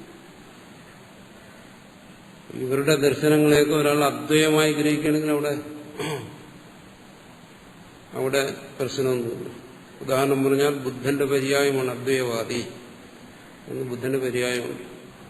അപ്പോൾ ബുദ്ധന്റെ ദർശനത്തെ അദ്വൈതമായിട്ടാണ് ഗ്രഹിക്കുന്നതെങ്കിൽ അവിടെ പ്രശ്നമില്ല. പക്ഷെ അത് കാഴ്ചപ്പാടിനനുസരിച്ചിട്ടാണ്. അപ്പോ ഇത്തരം ആചാര്യന്മാരെ, ശ്രേഷ്ഠന്മാരായ ആചാര്യന്മാരെ അദ്വൈതി നിന്ദിക്കുന്നു എന്നെടുക്കരുത്. അദ്വൈതി വാസ്തവത്തിൽ നിന്ദിക്കുന്നു. പൂർവാചാര്യന്മാരെ അദ്വൈതികൾ നിന്ദിക്കുന്നു എന്നെടുക്കരുത്. അങ്ങനെ പറഞ്ഞു കഴിഞ്ഞാൽ ശങ്കരാചാര്യര് തനിക്ക് പൂർവികന്മാരായ കപില, കണാദാദി ആചാര്യന്മാരെ, ഋഷിമാരെ നിന്ദിക്കുന്നു എന്ന് വരും. ഇവിടെ പറയുന്നതിന്റെ വാച്യാർത്ഥം എടുത്തു കഴിഞ്ഞു. അതല്ല, അവിടെ നിന്ദിക്കുന്നത് എന്തിനെയാണ്? അവരുടെ ദർശനങ്ങളെ ദ്വൈതപരമായി വ്യാഖ്യാനിക്കുന്നവരെ നിന്ദിക്കുക. അതാണ് അവരുടെ ദൃഷ്ടി അനുസാരികളായ ദ്വൈതികൾ. അവരുടെ ദൃഷ്ടികളെ ദ്വൈതമായി കണ്ട് അതിനനുസരിക്കുന്ന ദ്വൈതികൾ എന്നർത്ഥം. അങ്ങനെ കാണുന്നവരാണ് ആ സമ്പ്രദായത്തിലുള്ളവർ. അങ്ങനെ പറയാൻ കാരണം, ഈ ആചാര്യന്മാരുടെ സമ്പ്രദായങ്ങളിലെല്ലാം അദ്വൈതികളുണ്ട്. അദ്വൈത ദർശനമാണ് ഇവരുടെ ദർശനമെന്ന് സമർത്ഥിക്കുന്ന ആചാര്യന്മാർ ഇവരുടെ പരമ്പരയിൽ തന്നെ ഉണ്ടായിട്ടുണ്ട്. ബൗദ്ധ പരമ്പരയിൽ തന്നെ പിൽക്കാലത്ത് വന്ന ആചാര്യന്മാർ, അശ്വഘോഷനെ പോലെയുള്ളവരെല്ലാം അവതരിപ്പിക്കുന്ന സിദ്ധാന്തം ശരിക്കും അദ്വൈതത്തിൽ നിന്ന് അതിനെ വേർതിരിക്കാൻ പ്രയാസം. പക്ഷെ അതേ പരമ്പരയിൽ തന്നെ ക്ഷണിക വിജ്ഞാനത്തെ സ്വീകരിക്കുന്നവരുമുണ്ട്. അപ്പോൾ അത് ദ്വൈത സിദ്ധാന്തമായി. അപ്പോൾ ഒരേ ആചാര്യന്റെ പിന്തുടർച്ചക്കാരിൽ തന്നെ ദ്വൈതത്തെയും അദ്വൈതത്തെയും ഒക്കെ സ്വീകരിക്കുന്നവരുണ്ട്. അതിൽ ആ ദ്വൈത സമ്പ്രദായക്കാരെയാണ് ഇവിടെ നിഷേധിക്കുന്നത്. ശങ്കരാചാര്യരുടെ കാലഘട്ടത്തിൽ കൂടുതലും പ്രചരിച്ചിരുന്നത് ദ്വൈത സമ്പ്രദായങ്ങളായിരുന്നു. മറ്റുള്ളവരുടെ എല്ലാം ദ്വൈത സമ്പ്രദായത്തെയാണ്. അതേ പരമ്പരയിൽ തന്നെ പിൽക്കാലത്ത് ഈ അദ്വൈത ആശയത്തെ കുറിച്ച് പറയുന്ന ആചാര്യന്മാരുണ്ടായി. അവർ എവിടുന്നത് കണ്ടെത്തി? അവർ ഈ ആചാര്യന്മാരുടെ ദർശനത്തിൽ തന്നെ അദ്വൈതത്തെ കണ്ടെത്തി. അത് ദർശനങ്ങളുടെ വളർച്ചയിലും പരിണാമത്തിലും സംഭവിച്ച മാറ്റങ്ങളാണ്. അതുകൊണ്ട് ആരെയും പാടെ നമുക്ക് നിഷേധിക്കാൻ പറ്റത്തില്ല. ഇവർ ദ്വൈതികളാണ്, അസംബന്ധമാണ് എന്നൊന്നും പറഞ്ഞ് ഈ ആചാര്യന്മാരെല്ലാം ശ്രേഷ്ഠന്മാരാണ്. അപ്പോൾ പൂർവാചാര്യന്മാരങ്ങനെ നിഷേധിക്കുന്നു എന്ന് പറഞ്ഞാൽ ശങ്കരാചാര്യന്റെ ഏറ്റവും വലിയ നിഷേധിയായി മാറും. കാരണം ഇവിടെ പേരെടുത്ത് പറഞ്ഞ് നിഷേധിക്കുകയാണ്. കപിലൻ, കണാദൻ, ബുദ്ധൻ, ആർഹതൻ എന്നെല്ലാം പറഞ്ഞ് നിഷേധിക്കുകയാണ്. അതുകൊണ്ട് തന്നെ ബ്രഹ്മസൂത്രത്തിൽ കപിലന്റെയൊക്കെ ചർച്ച വരുമ്പോൾ ശങ്കരാചാര്യർ പറയും, ആ കപിലൻ വേറെയാണ്, ഈ കപിലൻ വേറെയാണ്, ഞാൻ പറയുന്ന കപിലൻ വേറെയാണ് എന്ന് പറഞ്ഞ് ഒത്തിരി കപിലന്മാരെ കാര്യം പറഞ്ഞിട്ട് പറയും അതിലേതോ ഒരു കപിലൻ ശരിയാണ്, ബാക്കിയുള്ള കപിലന്മാർ ശരിയല്ല എന്നെല്ലാം പറഞ്ഞവിടെ വിശദീകരണങ്ങൾ കൊടുക്കുന്നുണ്ട്. കാരണം കപിലനെ കുറിച്ച് തന്നെ ശ്രേഷ്ഠനായ ഋഷിയാണെന്ന് പുരാണങ്ങളിലും മറ്റുമൊക്കെ പറയുന്നുണ്ട്. മഹാനായ ആചാര്യനാണെന്ന് പറയുന്നു. അപ്പോൾ അവരുടെ അനുയായികളെല്ലാം നരകത്തിൽ പോകുമെന്ന് പറഞ്ഞാൽ അങ്ങനെ ശരിയാകും. അപ്പം അത് ഏതോ ഒരു കപിലനുണ്ട്. അങ്ങനെ പരമാർത്ഥത്തെ ബോധിപ്പിക്കുന്ന കപിലനുമുണ്ട്. അദ്വൈതത്തെ പറയുന്നു. അദ്വൈതം എന്ന് പറഞ്ഞാൽ ഇവിടെ ഉദ്ദേശിക്കുന്ന പരമാർത്ഥം, സത്യം. അല്ല, അദ്വൈതം എന്ന് പറയുമ്പോൾ വേറെ ഒന്നാണ് ധരിക്കുന്നത്. അദ്വൈതം എന്ന് പറഞ്ഞാൽ സത്യം. ആ സത്യത്തെ ബോധിപ്പിക്കുന്നവരായിട്ടാണ് ഋഷിമാരെല്ലാം അറിയപ്പെടുന്നത്. അപ്പൊ ഈ ആചാര്യസ്വാമികൾ നിഷേധിക്കുന്നത് അത് ബ്രഹ്മസൂത്രത്തിൽ തന്നെ 2-ാം അധ്യായത്തിൽ അക്കാര്യം പ്രത്യേകം എടുത്ത് പറയുന്നുണ്ട്. ഈ നിഷേധിക്കുന്നതൊക്കെ ഈ പരമ്പരയിൽപ്പെട്ടവരാണ്. ഈ പരമ്പരയിൽ ഭേദബുദ്ധി ഉണ്ടാക്കുന്ന ആൾക്കാർ വന്നിട്ടുണ്ട്. അവരെയാണ് നിഷേധിക്കുന്നതെന്ന് അവിടെ എടുത്ത് പറയുന്നു. അതുകൊണ്ടിവിടെ ആചാര്യസ്വാമികളും പൂർവാചാര്യന്മാരെ നിഷേധിക്കുന്നുവെന്ന് നമുക്ക് കേൾക്കുമ്പോൾ തോന്നുമെങ്കിലും അത് വാച്യാർത്ഥത്തെ ഗ്രഹിക്കുന്നുണ്ടാണ്. താല്പര്യത്തിൽ പൂർവാചാര്യന്മാരുടെ നിഷേധമല്ല, അവരുടെ സിദ്ധാന്തങ്ങളെ ദുർവാഖ്യാനം ചെയ്യുന്നവരെ നിഷേധിക്കുകയാണ്, അനുയായികൾ എന്ന് പറഞ്ഞ് നിഷേധിക്കുകയാണ്. കാരണം ബുദ്ധനെ അർഹതനെ പോലെയുള്ള ഋഷിമാരെ ആർക്കും നിഷേധിക്കാൻ പറ്റത്തില്ല. അവരെല്ലാം ശ്രേഷ്ഠന്മാരായ ആചാര്യന്മാരാണ്. കപിലനെയും കണാദനെയും നിഷേധിക്കാൻ പറ്റില്ല. അവരെല്ലാം ഋഷിമാരാണ്. അതവിടെ നമ്മൾ പ്രത്യേകം മനസ്സിലാക്കും.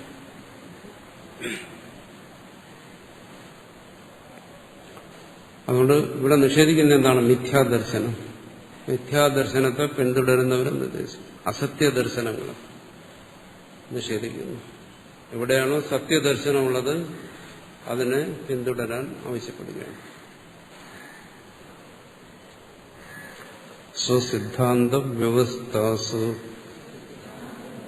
ദ്വൈതിനോ നിശ്ചിത ദൃഢം പരസ്പരം വിരുദ്ധ്യന്തേ തൈരയം ന വിരുദ്ധ്യതേ.